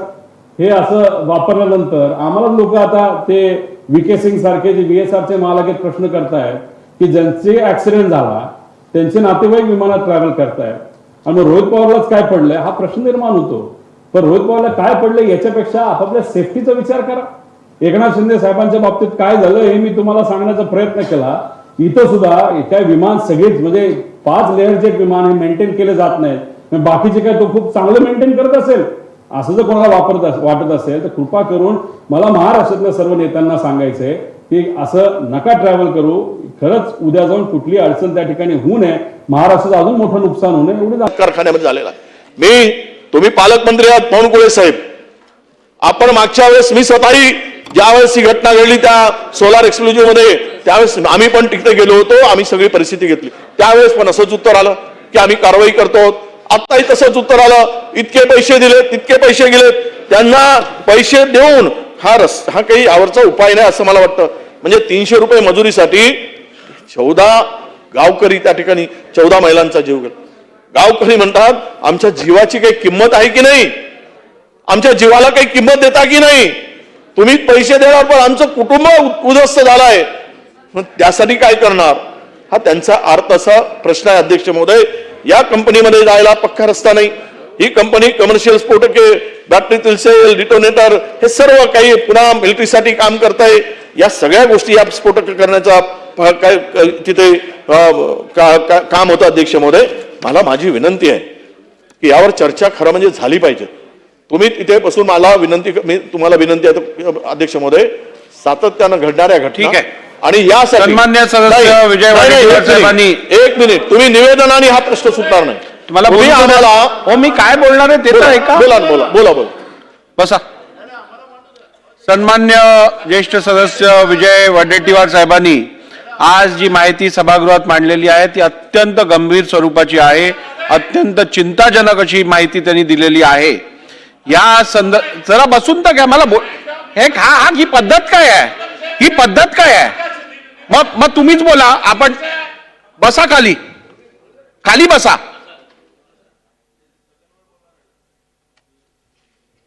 सन्मान्य सदस्यांनी दिलेली माहिती अत्यंत गंभीर चिंताजनक आहे, परंतु या संदर्भात सत्तारूढ पक्षातील पण अधिक सदस्यांनी माझ्याकडे निवेदन केलेलं आहे, त्यांना पण या विषयावर बोलायचं। आपल्या सर्वांनाच माहिती आहे की स्थगन प्रस्ताव हे आयुध हे विरोधी पक्षाला वापरण्यात येतं, परंतु हा गंभीर विषय सगळ्यांनी त्या चर्चेत भाग घेणं आवश्यक असल्यामुळे या संदर्भातली चर्चा मी शुक्रवारच्या आत घडवून आणीन आणि आपण लक्षवेधीच्या आयुधातून किंवा इतर आयुधातून सगळ्यांनाच भाग घेता येईल अशा स्वरूपाची चर्चा इकडे सादर करू। पुढे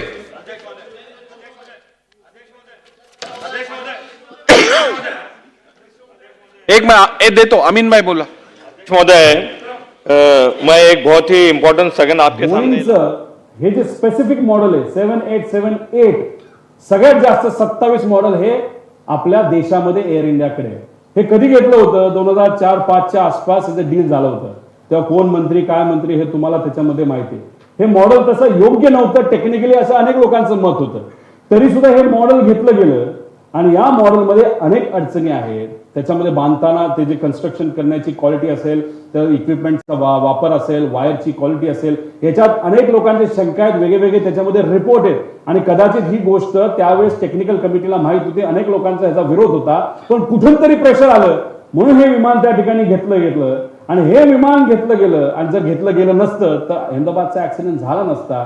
आणि या रिपोर्टमध्ये काही लोकांचं मत आहे की काय लगेच विमान पडेल असं नाही, पण 10-12 वर्षानंतर कधीतरी जेव्हा ह्याची जी मेक क्वालिटी आहे, ज्या त्रुटी आहेत त्या कुठेतरी बाहेर येतील आणि त्याच्यामध्ये मोठ्या प्रमाणात ऍक्सिडेंट होऊ शकतील अशी भूमिका त्यावेळेस त्या ठिकाणी घेतली होती। आणि दुर्दैवाने या अहमदाबाद ऍक्सिडेंट मध्ये सुद्धा काय इन्व्हेस्टिगेशन क्रिमिनल अँगलनी झालं पाहिजे हे आमच्या सगळ्यांची अशासाठी मागणी आहे की तुम्ही कुठेतरी एखाद्या व्यक्तीवर खापर फोडून मोकळं व्हाल, इन्शुरन्स कंपनीला तुम्ही गंडवाल, पण त्या लोकांना न्याय त्याचा खऱ्या अर्थाने द्यायचा असेल तर हे विमान घेतलं कुणी प्रेशराईज केलं, का घेतलं गेलं? तेव्हा जेव्हा बोईंग 787 का 47 आहे का ते 8 पेक्षा 9 हे ऍडव्हान्स मॉडेल असताना सुद्धा 8 का घेतला असे अनेक प्रश्न आहेत। पुढे घ्या। आणि मग याच्यामध्ये ती डील किती रुपयाची झाली, कशी झाली, काय झाली, कुणी घेतलं, कशासाठी घेतलं, कोण कोण त्याच्यामध्ये जबाबदार होतं, कोण त्याच्यामध्ये पॉवरमध्ये होतं, कोण काय होतं, ह्या सगळ्या खोलामध्ये गेल्यानंतर आणि त्यातल्या काही केसेस म्हणजे जसं की सीबीआयकडे काही केसेस आहेत याच प्रकरणामध्ये हे विमान जेव्हा घेतलं गेलं होतं, सीबीआयकडे काय केसेस प्रलंबित आहेत, त्या फक्त प्रलंबितच का ठेवल्या? ईडीकडे काय केसेस आहेत त्या प्रलंबित तुम्ही का ठेवल्या?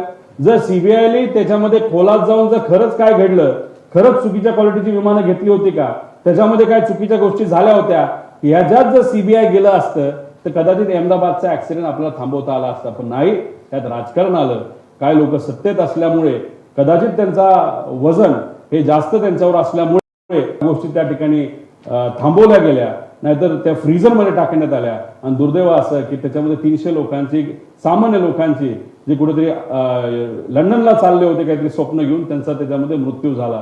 त्याला जबाबदार कोण हे जर शासनाला आपण नाही विचारणार तर कोण विचारणार असा प्रश्न त्या ठिकाणी येतो। पुढे आता त्यात काही वकील पण होते आणि काही पायलट होते। मी म्हणलं याचा अजून माहिती मला कुठं मिळेल, तर त्यांनी सांगितली की descent of air India Jitendra Bhargava. मग हे हे मी पुस्तक विकत घ्यायला गेलो तर ते काय मला विकत काय मिळालं नाही, त्याला वेगवेगळे कारण आहेत, हे दाबण्यात आलं, थांबवण्यात आलं, हे सगळे विषय, पण ऑनलाईन कुठेतरी हे मिळतं असं आम्हाला त्या ठिकाणी कळलंय।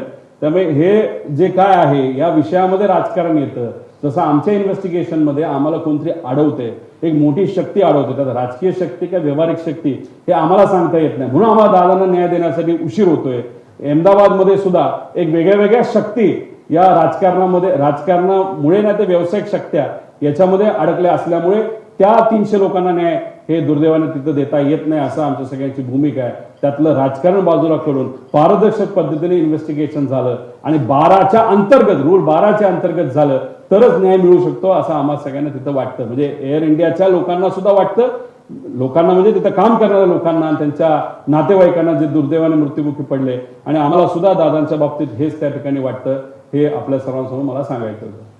आणि हे प्रेझेंटेशन त्याच्यामध्ये आपल्या सर्वांसमोर आणलं, त्याच्यात मी रिपोर्ट कव्हर केला, अजून काही पार्टीशी लिंकिंग या VSRचं कसं आहे, त्यानंतर DGCA कसं याच्यामध्ये इन्व्हॉल्ड आहेत, अजून बरेच पुरावे आहेत, पण अजून 1-2 तास हे प्रकरण पुढे जाऊ शकतं। याच्यात पुढच्या काही दिवसांमध्ये दिल्लीत जाऊन म्हणजे एकतर आमचे खासदार आहेत ते तर मुद्दा घेतीलच, काही दिवसांपूर्वी राज ठाकरे साहेबांना मी भेटलो. 2-3 दिवस सुट्टी असल्यामुळे आणि बरेच इतर कार्यक्रम काही नेत्यांचे असल्यामुळे उद्धव ठाकरे साहेबांची वेळ मागितली, ती आजची आम्हाला मिळेल. एकनाथ शिंदे साहेबांची मागितली, ती आजची त्या ठिकाणी मिळेल. CM साहेबांना मी भेटलेलो आहे आणि मग दिल्लीत जाऊन तिथे असणारे जे कोणी इंडिया आघाडीचे सर्व नेते आहेत, खास करून राहुल गांधीजी यांची वेळ आम्ही मागितलेली आहे. पुढचे 4 दिवस दिल्लीत जाऊन तिथं बसून ज्या ज्या लोकांना भेटता येईल आणि अधिवेशनामध्ये इन्व्हेस्टिगेशन 12 रूल 12च्या अंतर्गत दादांच्या केसचं सुद्धा आणि अहमदाबादच्या केसचं सुद्धा व्हावं अशी मागणी तिथं आम्ही करणार आहेत. आणि आमच्याकडची जी कुठली माहिती आहे ती माहिती त्या ठिकाणी आम्ही देऊ. आम्हाला काही लोकांनी सांगितलंय की तुम्ही एक काम करा, DGCAचं कार्यालय हे दिल्लीत आहे, दिल्लीत जाऊन FIR करण्याचा प्रयत्न करा आणि 0च्या अंतर्गत ते ट्रान्सफर करून घ्या. मी म्हणलं महाराष्ट्राचा मोठा नेता जाऊन सुद्धा मराठी माणूस मुलं आम्ही तिथं लढतोय आणि महाराष्ट्रातच आमची केस तिथे घेतली जात नसेल, FIR घेतलं जात नसेल तर दिल्लीला कधी आम्हाला घ्यायचे असाही प्रश्न तिथे निर्माण होतो. पण ती माहिती, जी कुठली माहिती आमच्याकडे आहे ती सर्व माहिती ही त्या पक्षाच्या नेत्यांना आणि त्या लोकांना आणि त्या DGCA ऑफिसला सुद्धा त्या ठिकाणी आम्ही पाठवून देऊ. त्यात काय इन्व्हेस्टिगेशन होते हे आपण सर्वांनी तिथं बघावं. याच्यात कुठेही आमचं राजकारण नाही. तुम्ही जर बघितलं असेल याच्या आधी लोक लढत होती, अजितदादाच्या पक्षातले काही आमदार आणि काही पदाधिकारी लढत होते, पण त्यातले काही नेत्यांनी सुद्धा झाडाबद्दल काही कमेंट केलंय. जय पवार जे माझे बंधू आहेत त्यांनी सुद्धा रोहित सिंगचा एक व्हिडिओ तुमच्या सर्वांसमोर त्या ठिकाणी आणलेला आहे. त्यामुळे आपापल्या लेवलला आपण सर्वजण त्या लेवलला त्या ठिकाणी लढतोय. तुमची तिथं साथ आहे, लोकांची साथ आहे. जे लोक या विषयाला साथ देत आहेत, आपल्या नेत्याला न्याय देण्यासाठी पाठिंबा देत आहेत, त्यांचे मी मनापासून आभार व्यक्त करतो. काही लोकांनी होळी साजरी केली नाही, सणासुदीचे काही कार्यक्रम साजरे केले नाहीत, लग्न पुढे ढकलले आहेत, काही लोकांनी वाढदिवस साजरे केले नाहीत. या लोकांनी सुद्धा आपापल्या पद्धतीने तिथं पाठिंबा दिला. कुणी कशाची त्या कागदाची होळी केली, कुणी काय केलं, हे आपापल्या लेवलला स्वतःहून लोक पुढाकार तिथे घेत आहेत. फक्त का महाराष्ट्रातला एक मोठा नेता हा आपण सगळ्यांनी म्हणून गमावलाय आणि त्या नेत्याला न्याय मिळाला पाहिजे. एक कुठेतरी एक उदाहरण या देशाला दाखवलं पाहिजे की लोकांनी हा विषय हातात घेतला तर न्याय मिळाल्याशिवाय राहत नाही. अशा भूमिकेत जे कोणी आहेत आणि तुम्ही सर्व पत्रकार, तुमचे पण मी मनापासून आभार व्यक्त करतो. हा लढा असाच पुढे नेऊन लवकरात लवकर न्याय देण्याचा प्रयत्न त्या ठिकाणी आपण सर्वजण करूया एवढंच सांगतो आणि थांबतो. मराठीत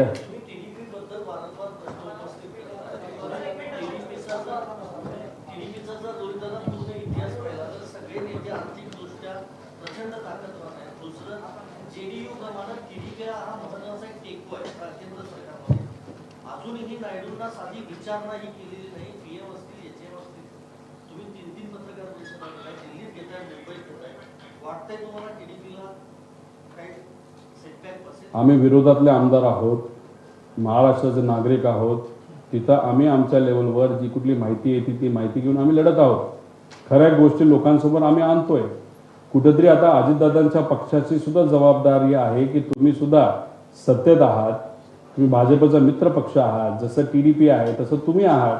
तुम्ही तुमच्या लेवलला थोडंसं लढाई लढा. तुम्ही हा मुद्दा त्या ठिकाणी मांडा. अधिवेशनामध्ये पार्लमेंटमध्ये जेव्हा पार्लमेंट चालू होईल 9 तारखेला तेव्हा विरोधी पक्ष नेता राहुल गांधींना भेटून त्यांच्या मदतीने व इंडिया आघाडीचे सर्व घटक पक्ष आहेत त्याच्याचबरोबर एकनाथ शिंदे साहेबांच्या पक्षाला सुद्धा आम्ही विनंती करणारे जे इंडियाबरोबर तिथे आहे की त्यांनी सुद्धा तिथं मुद्दा मांडावा. पण बघा आम्ही काय सांगतोय लोकांना सुद्धा कळलं पाहिजे की राजकारण काय लेवलला चाललेलं आहे की मित्राची बाजू घेण्यापेक्षा राजकारण हे राजकारणाला जास्त महत्त्व तिथे दिलं जाते. राजकारण कसं टिकेल, सत्तेत आपण कसं राहू हे कुठेतरी काही लोक प्रयत्न करत आहेत. पण आपण विरोधात असलो तरी लोक, पत्रकार, आपण रील करणारे लोक, छोटे छोटे चॅनल चालवणारे लोक हे मात्र अजितदादांसाठी तिथे लढत आहेत. आपण हा लढा कायम ठेवू. कुणीतरी लढलं पाहिजे, त्याशिवाय न्याय मिळणार नाही. एवढं लढल्यानंतरच कुठेतरी CID वाले पत्रकार परिषद घेत आहेत, एवढं लढल्यानंतरच कुठेतरी रिपोर्ट आला तरी, पण हे आल्यानंतर सुद्धा त्यात काही त्रुटी आहेत. त्यामुळे आम्हाला कुठेतरी भीती वाटते की मॅनिप्युलेशन केलं जाईल आणि त्यामुळे अजून हा लढा पुढे नेऊन पार्लमेंटमध्ये काय करता येईल का असा प्रयत्न त्या ठिकाणी आम्ही करू.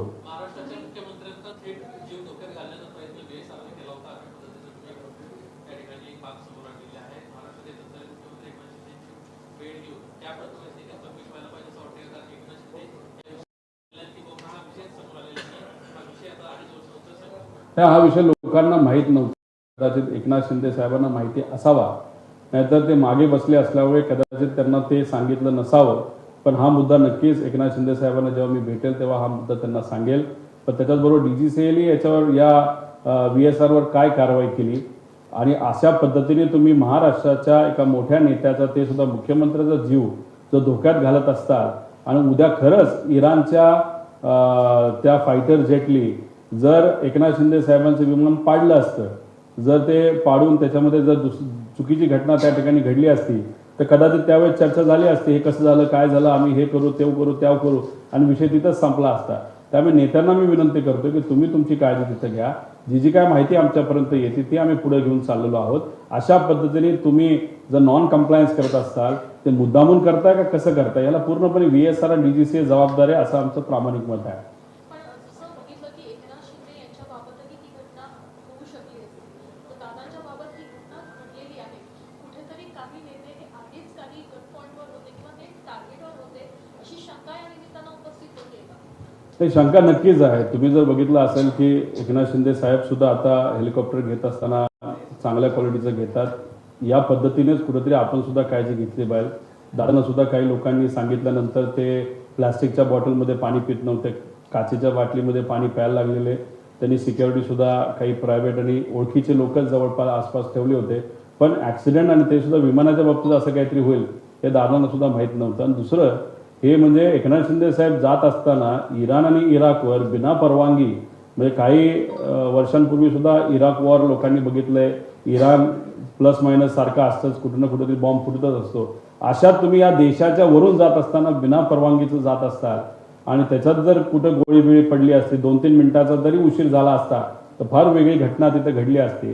तर अशा पद्धतीने बेजबाबदार वागत असेल VSR आणि DGCA तर मग उद्या जाऊन याच लोकांना आपण पाठिंबा देणार आहोत का?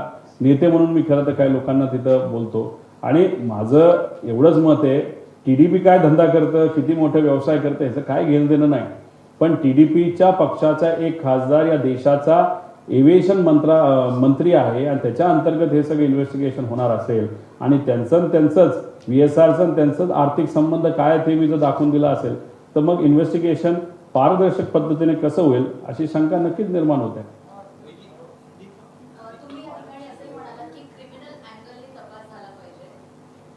असं फक्त मीच म्हणतो असं नाही.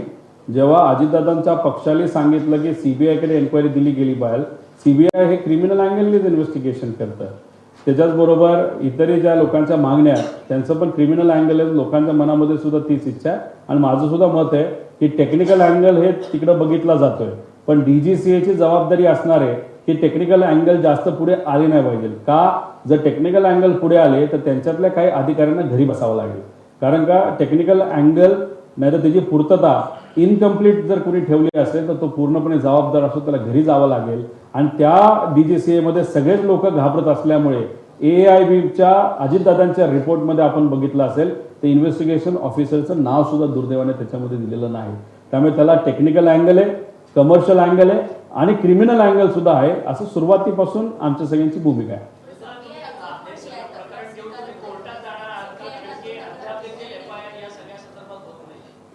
आम्ही काही दिवस थांबेल, सरकारला ती संधी देईल की आमच्या ज्या मागण्या आहेत, आता मी घाटकोपरच्या विषयाच्या बाबतीत तुम्हाला दाखवून दिलं, भेदभाव होतोय. एखादा BJPचा नेता जर छोट्या एखाद्या कंपनीसाठी ज्याच्यामध्ये कुठल्याच मोठ्या बिझनेसमनचं काही घेणं देणं नाही याच्यावर कारवाई करण्यासाठी जातो तर लगेच तिथं पोलीस ऐकतात. आणि आम्ही अजितदादांचा विषय घेऊन जात असताना फक्त अजितदादांच्या केसमध्ये मोठे मोठे नेते इन्व्हॉल्ड आहेत त्या कंपनीमध्ये VSRमध्ये आणि DGCAमध्ये सुद्धा अधिकारी बऱ्याच प्रमाणात अडचणीत येतील. ॲरो नावाची कंपनी सुद्धा काही लोकांच्या जवळची असं आम्हाला तिथं कळतं. आणि मग एवढ्या सगळ्या गोष्टी असल्यामुळेच दादांची केस मित्र असताना सुद्धा दुर्दैवाने महाराष्ट्रामध्ये ती रजिस्टर होत नाही असं आम्हा सगळ्यांना त्याच्यामध्ये त्या ठिकाणी वाटतं.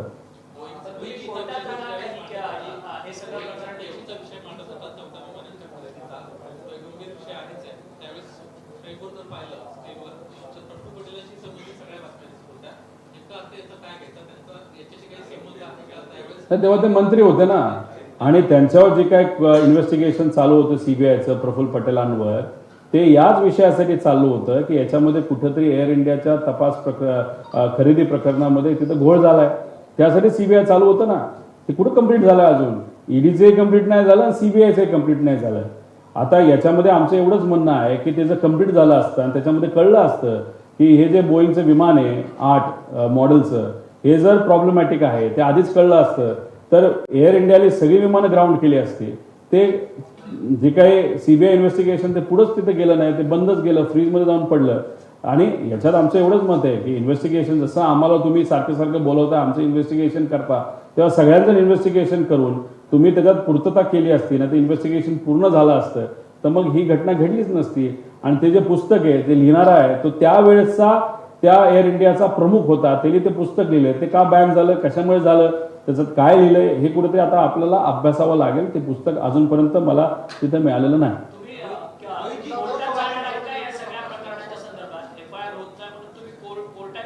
नाही, एकदा आम्ही सरकारला परत त्या ठिकाणी संधी देऊ. FIR आमचा अधिकार आहे. घाटकोपरच्या बाबतीत FIR तिथं झाला होता, तर आमच्या बाबतीतच होत नसेल तर पुढच्या काही दिवसामध्ये 2-3 दिवसामध्ये FIR सुमोटो ज्याचं आम्ही पत्र दिलेलं आहे, आम्ही पार PI ला सुद्धा दिलंय, ॲडिशनल CP ला सुद्धा मुंबईत दिलंय आणि तिथे आम्ही PI ला पण दिलंय आणि SP ला पण दिलेलं आहे. त्या बाबतीत सरकार काय भूमिका घेत आहे हे आपल्याला बघावं लागेल. दो सवाल, एक तो आपने कहा कि VSR का संबंध मौजूदा उड्डयन मंत्री के साथ है, तो क्या इसके चूंकि पुरानी कंपनी, तो क्या देश के जो पहले उड्डयन मंत्री रह चुके तो उनके साथ भी किस तरह कोई लिंक आपको अब तक की जांच में निकलकर सामने आया है, कोई कनेक्शन? देखो, ये जो इन्वेस्टिगेशन हम कर रहे हैं, हमारे लेवल पे हम इन्वेस्टिगेशन कर रहे हैं. जो इन्फॉर्मेशन हमारे पास आ रही है, सब इन्फॉर्मेशन आपके सामने हम नहीं ला रहे स्टेप बाय स्टेप, क्योंकि वो प्रेजेंटेशन बड़ा होगा. अभी तक हम ये नहीं कह रहे कि जो उड़ान मंत्री है, जो एविएशन मंत्री है, वो डायरेक्टली इन्वॉल्व है. लेकिन उनके पक्ष के जो नेता है और उनके रिलेटिव जो है, उनके financial end commercial end personal relationship ये VSR के साथ दिख रहे, ऐसा हम सबका कहना है. अगर वो रिलेशन पर्सनल और कमर्शियल अगर वहां पे दिख रहे, ये प्रूव हो रहा है, तो डेफिनेटली हम क्वेश्चन करेंगे कि TDP का जो नेता है, जो आज एविएशन मिनिस्टर है, वो उस पद पे रहना चाहिए क्या? तो डेफिनेटली नहीं रहना चाहिए. एक तो जमीन का मुद्दा हमने दिखाया, वो ING वैश्या बैंक जो है वो हमने वहां पे दिखाई, उसका रिलेशन कुछ तो दिख रहा है. फिनिक्स का मैंने दिखाया, उसके साथ उनकी जो NBFC है उनका रिलेशन हमने वहां पे दिखाया, जुबली हिल्स का रिलेशन वहां पे दिखाया. और क्या दिखाना है? पहले के भी मंत्री के साथ इसका संबंध रहा है, वो दिखा, वो ढूंढने की जरूरत है. ये देखो, MRO इस कंट्री में 2 है. एक प्रफुल्ल पटेल जी का है, ऐसा मैंने शुरुआत में वहां पे बोला था. अभी उनका पार्टनर कौन है वो उनको ही मालूम होगा. और दूसरा है जो किसी और का है, अभी किसी कंपनी ने उसको भी खरीद लिया है. अभी कभी कभार ये जो मेंटेनेंस वाले लोग हैं, तो अभी ये 2 कंपनियां हैं, उसमें से इधर उधर जाते रहेंगे ना, तो इधर से कौन वहां पे गया है या इधर से कौन आया है, कौन वो मेंटेनेंस इंचार्ज था, जो इन्फॉर्मेशन हम मांग रहे हैं, कौन मेंटेनेंस इंचार्ज था, उसका नाम आप दे दो. अभी तक नाम AIB रिपोर्ट में भी नहीं आया. और FIR जो हम मांग रहे हैं या करना चाहते हैं, उसी के कारण करना चाहते हैं क्योंकि हमको जानना है कि उस विमान का मेंटेनेंस किसने किया था. एक तो मेन मेंटेनेंस किसने किया था, जो कुछ किलोमीटर होने के बाद या आवर्स होने के बाद होता है, और डेली मेंटेनेंस जो बॉम्बे में किया गया था वो किसने किया था. ये सब चीजें हमको जाननी है. इसके अलावा अजीत पवार जी खुद जो है सावधानी बरत रहे थे. रोहित भाई, आप कहते हैं अजीत पवार जी खुद सावधानी बरत रहे थे, पानी प्लास्टिक की बोतल में पी रहे थे, वो क्या मामला था, पूरा विस्तार से बताइए. देखो, ये VSR का इशू आने के बाद बहुत सारे नेताओं ने अपने जो हेलीकॉप्टर है वो अच्छे हेलीकॉप्टर लेना चालू कर दिए, वो अच्छी चीज़ है. लेकिन अभी भी कुछ लोग VSR का इस्तेमाल कर रहे हैं, वो गलत चीज़ है, उसका मेंटेनेंस नहीं होगा. और दूसरी बात, क्योंकि ये इन्फॉर्मेशन आने के बाद ही जो नेता है वो प्रिपेयर्ड होता है. जैसे दादा के केस में अगर आपने देखा होगा, पहले अजीत दादा पहले प्लास्टिक की बोतल हो या किसी के भी घर गए तो नॉर्मल ग्लास में भी पानी पीते थे. अभी उनको इन्फॉर्मेशन किसने दी, बताते वक्त उन्होंने सिर्फ बताया था कि हमको थोड़ी सी केयर लेने की जरूरत है, या किसी ने मुझे बताया, इसलिए उन्होंने प्लास्टिक बोतल बंद करके कुछ 4-5 महीनों से ग्लास की बोतल वहां पे ग्लास के बोतल से पानी पीना चालू किया था, क्योंकि उस पर मैनिपुलेशन नहीं हो सकता या कोई इंजेक्शन से उसमें पॉइजन नहीं डाल सकता या कुछ नहीं डाल सकता. उसी के साथ उन्होंने अपने जो पर्सनल गार्ड्स थे उन पे ज़्यादा विश्वास रखना चालू कर दिया था. एंड अनफॉर्चुनेटली एक्सीडेंट वहाँ पे हुआ था. अभी जो मैं एकनाथ शिंदे साहब के बारे में आपको बोला था, VSR का एक प्लेन था, ज्यूरिख जा रहा था और डावोस के लिए, तो वहाँ पे जाते वक्त उन्होंने जो VSR कंपनी है उन्होंने ईरान की परमिशन नहीं ली, इराक की परमिशन नहीं ली. इंटरनेशनल फ्लाइट में आपको जिस कंट्री के ऊपर से अगर आप जा रहे हो और स्पेशली अगर वो कंट्री बहुत हॉस्टाइल है तो परमिशन आपको लेनी पड़ती है। तो मैं एकनाथ शिंदे साहब का जो प्लेन था वो कैसे आपने इराक और ईरान के ऊपर से विदाउट परमिशन वहां पे लेके गया, उसके लिए वहां पे बहरीन आके उनको 3 घंटा रुकना पड़ा, फिर परमिशन लिया, फिर उड़ाया। अगर वैसे ही 2 मिनट का डिले होता तो ईरान के जो पायलट्स है या जो भी उनके फाइटर जेट्स है एकनाथ शिंदे जी का जो प्लेन है वो गन डाउन भी कर सकते थे। अभी ये जो इन्फॉर्मेशन है वो हमारे पास आई है, अभी ये इन्वेस्टिगेट करने की जरूरत है। वो अगर प्रॉपरली इन्वेस्टिगेट करने के बाद अगर प्रॉपर पेपर वर्क अगर सामने लाया, या एकनाथ शिंदे साहब को जाके आप पूछ सकते हो ये इंसिडेंस हुआ था क्या, उनको इस इंसिडेंस के बारे में मालूम है क्या, उस इंसिडेंस के बारे में कुछ पेपर मेरे पास है, वो आगे लेके मैं आऊंगा। लेकिन एकनाथ शिंदे साहब का भी इस इंसिडेंस के बारे में क्या कहना है वो देखने की जरूरत है, क्योंकि अगर आप देखो 6-7 दिन पहले उनके पार्टी ने भूमिका ली थी VSR से हम ट्रैवल नहीं करेंगे।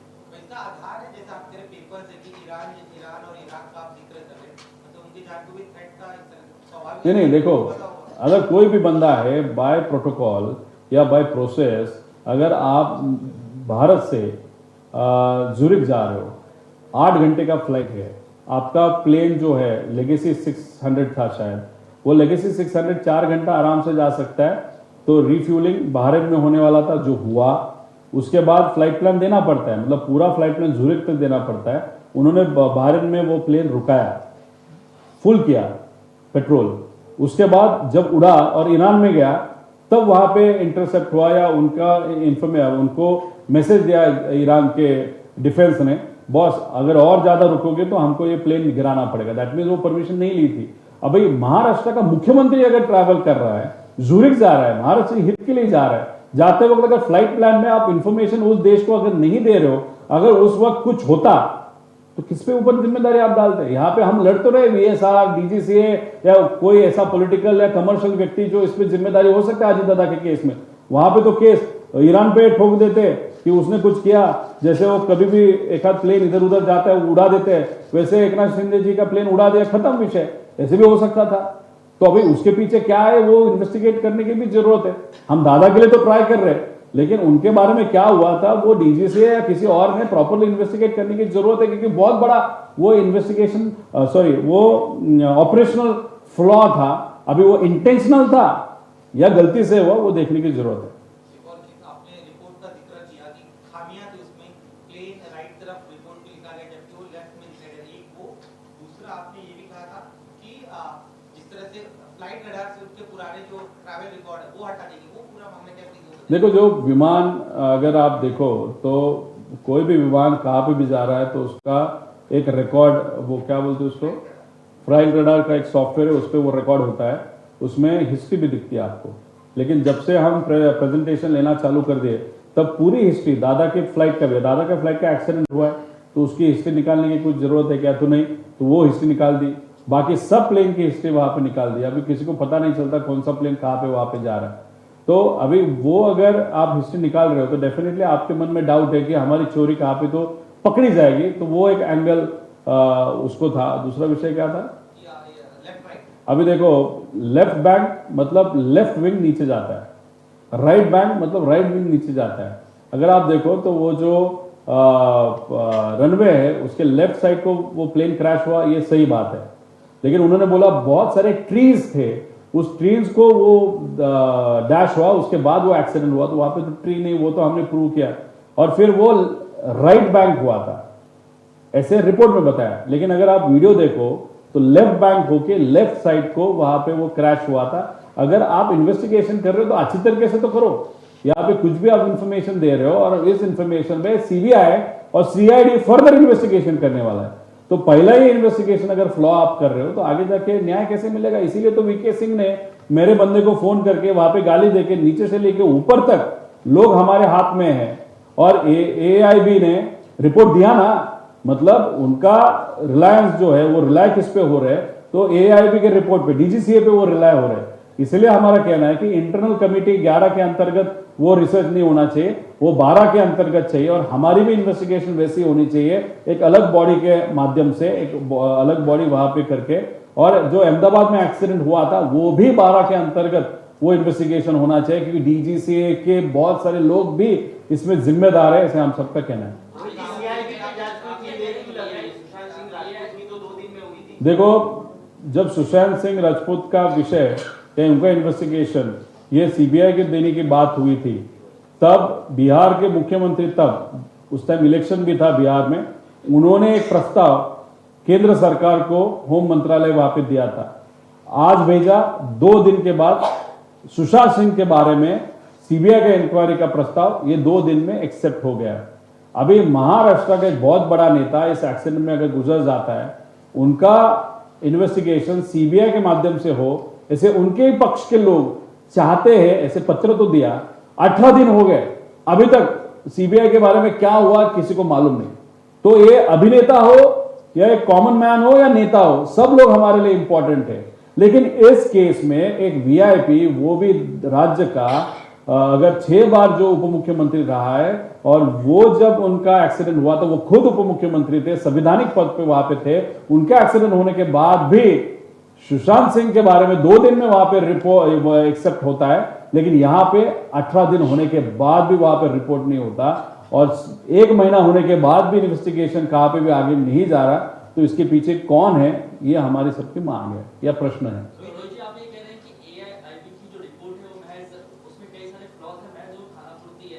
सिर्फ दिखाने के लिए वो है, उसमें बहुत सारी डिस्पेरेंसीज है, वो आपको हमने बताई, उसके बारे में क्या करना चाहिए वो भी हमने बताया था।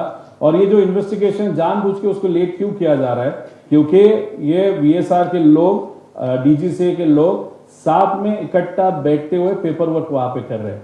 मतलब जो गलतियां उनकी हुई है वो कुछ छुपाने का काम वो कर रहे हैं, क्योंकि अगर वो गलतियां सामने आएगी तो वीएसआर को, तो वीएसआर के ऊपर कार्रवाई करनी ही पड़ेगी, उसके ओनर्स के ऊपर कार्रवाई करनी पड़ेगी। लेकिन ये वीएसआर को अलाउ किया ये डिस्पेरेंसीज या गलतियां करने के लिए, इसलिए डीजीसीए के बहुत सारे बड़े बड़े जो अधिकारी वो भी इसमें अटकेंगे।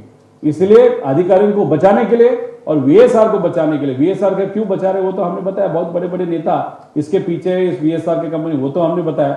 और अधिकारी खुद को बचाने का कोशिश करेगा तो वो वहां पे बचाने की कोशिश वहां पे कर रहे हैं। इसलिए तो यहाँ पे सिर्फ बचाने का खेल चल रहा है। अजित दादा को न्याय देने का यहाँ पे कोई भी प्रश्न नहीं है, या यहाँ पे कोई भी एफर्ट किसी से भी वहां पे लिए जा रहे हैं जो सत्ता में, ऐसे हम सबको नहीं लगता। आप राहुल गांधी से मिलने वाले हैं, इस मुद्दे पर जो आपने बड़े मुद्दे उठाए, जो सवाल खड़े करते हैं, क्या इसकी जानकारी आपने पीसी के पहले सुनेत्रा जी को दी, क्योंकि काफी सनसनीखेज आ रही है जितनी भी आपने बातें की। देखो, जय पवार इस केस को बहुत नजदीक से देख रहे हैं।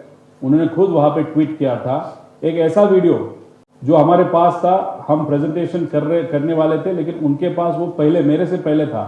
तो वो प्रेजेंटेशन फिर उनके बाद मैंने वो वीडियो उनके सोशल मीडिया अकाउंट से ले लिए, जो आपको दिखाया था, उस पर कुछ डिटेल्स वहां पे। जय पवार वहां पे प्रयत्न कर रहा है। जय पवार कौन है? सुनेत्रा काकी के बेटे हैं, तो उनके लेवल पे वो प्रयत्न कर रहे हैं। मतलब उसके बारे में इंफॉर्मेशन डेफिनेटली पार्थ को भी होगी और काकी को भी वहां पे होगी, और वो तो सत्ता में, वो उनके माध्यम से फॉलोअप उनके लेवल पे करेंगे। उनको जाके खास बात जाके मैं कुछ फॉलोअप क्या करूंगा? अभी मीडिया के माध्यम से तो उनके ऊपर, उनके यहाँ तक वो इन्फॉर्मेशन पहुंची होगी। मैं मेरे लेवल पे वहां पे प्रयत्न करूंगा। मैं तो विरोध में हूं, तो इंडिया आघाड़ी के लोगों के साथ में बैठ के बात करके उनके माध्यम से इसको न्याय मिले, वो कोशिश मैं करूंगा।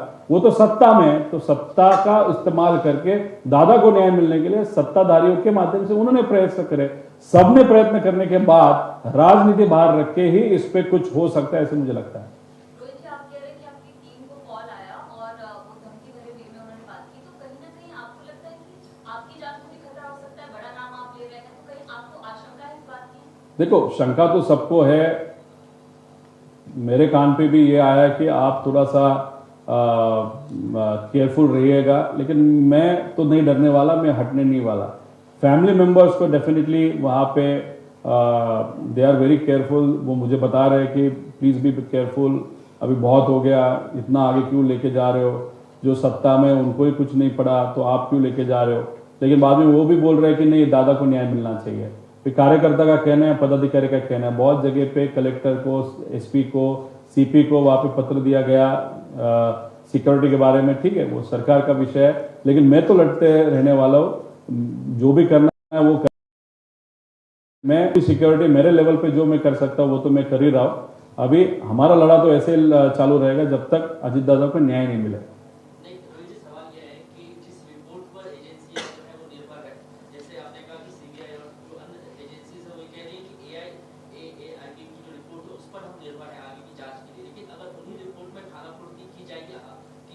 आपके इतने सनसनीखेज दावों के बाद ऐसे में फिर क्या? देखो सेक्शन 3 जो AIB का रिपोर्ट होता है, सेक्शन 3 के अंतर्गत अगर आपने देखा तो वहां पे उन्होंने वो इन्वेस्टिगेशन इसलिए करते हैं कि इस एक्सीडेंट में क्या हुआ वो क्रिमिनल एंगल से या लाइबिलिटी किसी के ऊपर डालना है उस एंगल से वो इन्वेस्टिगेशन नहीं करते। आगे जाके ये एक्सीडेंट नहीं होना चाहिए इसलिए वो इन्वेस्टिगेशन करते हैं। CID के साथ बात करने के बाद उनको हमने बहुत सारे प्रश्न पूछे, ये इन्फॉर्मेशन दी, वो इन्फॉर्मेशन दी, ये डॉक्यूमेंट दिया, वो डॉक्यूमेंट दिया। उन्होंने बोला AIB का रिपोर्ट आने दो, फिर उसके बाद ही हम इन्वेस्टिगेशन को आगे लेके जा सकते हैं। अगर AIB ये DGCA के अंतर्गत आती है और DGCA अगर ये मंत्रालय एविएशन के अंतर्गत आता है, अगर मंत्री का बहुत बड़ा उसका नेता अगर VSR के साथ कमर्शियली और पर्सनली इन्वॉल्व है तो कैसे वो नेता या मंत्री अपने DGCA को AIB को बोलेगा कि ये पारदर्शक पद्धति से या ट्रांसपेरेंट पद्धति से इन्वेस्टिगेशन होना चाहिए, हमारा डाउट है। इसलिए ये DGCA के माध्यम से कुछ नहीं होने वाला। AIB का रिपोर्ट है, उसमें बहुत सारी त्रुटियां हमने वहां पे दिखाई, तो रूल 12 के अंतर्गत एक अलग कमेटी बना के ही इन्वेस्टिगेशन ये प्रॉपरली हो सकता है। और 12 रूल के अंतर्गत हम बाहर के इन्वेस्टिगेशन एजेंसी को भी इसमें इन्वॉल्व कर सकते हैं। सिर्फ हमारी ये मांग है ऐसे नहीं। एयर इंडिया का जो विमान यहाँ पे अहमदाबाद में एक्सीडेंट हुआ था, वहां पे भी 200-300 लोगों की मौत हुई थी, उनके लोगों का भी कहना है कि 12 रूल के अंतर्गत ही ये इन्वेस्टिगेशन होना चाहिए। ठीक है।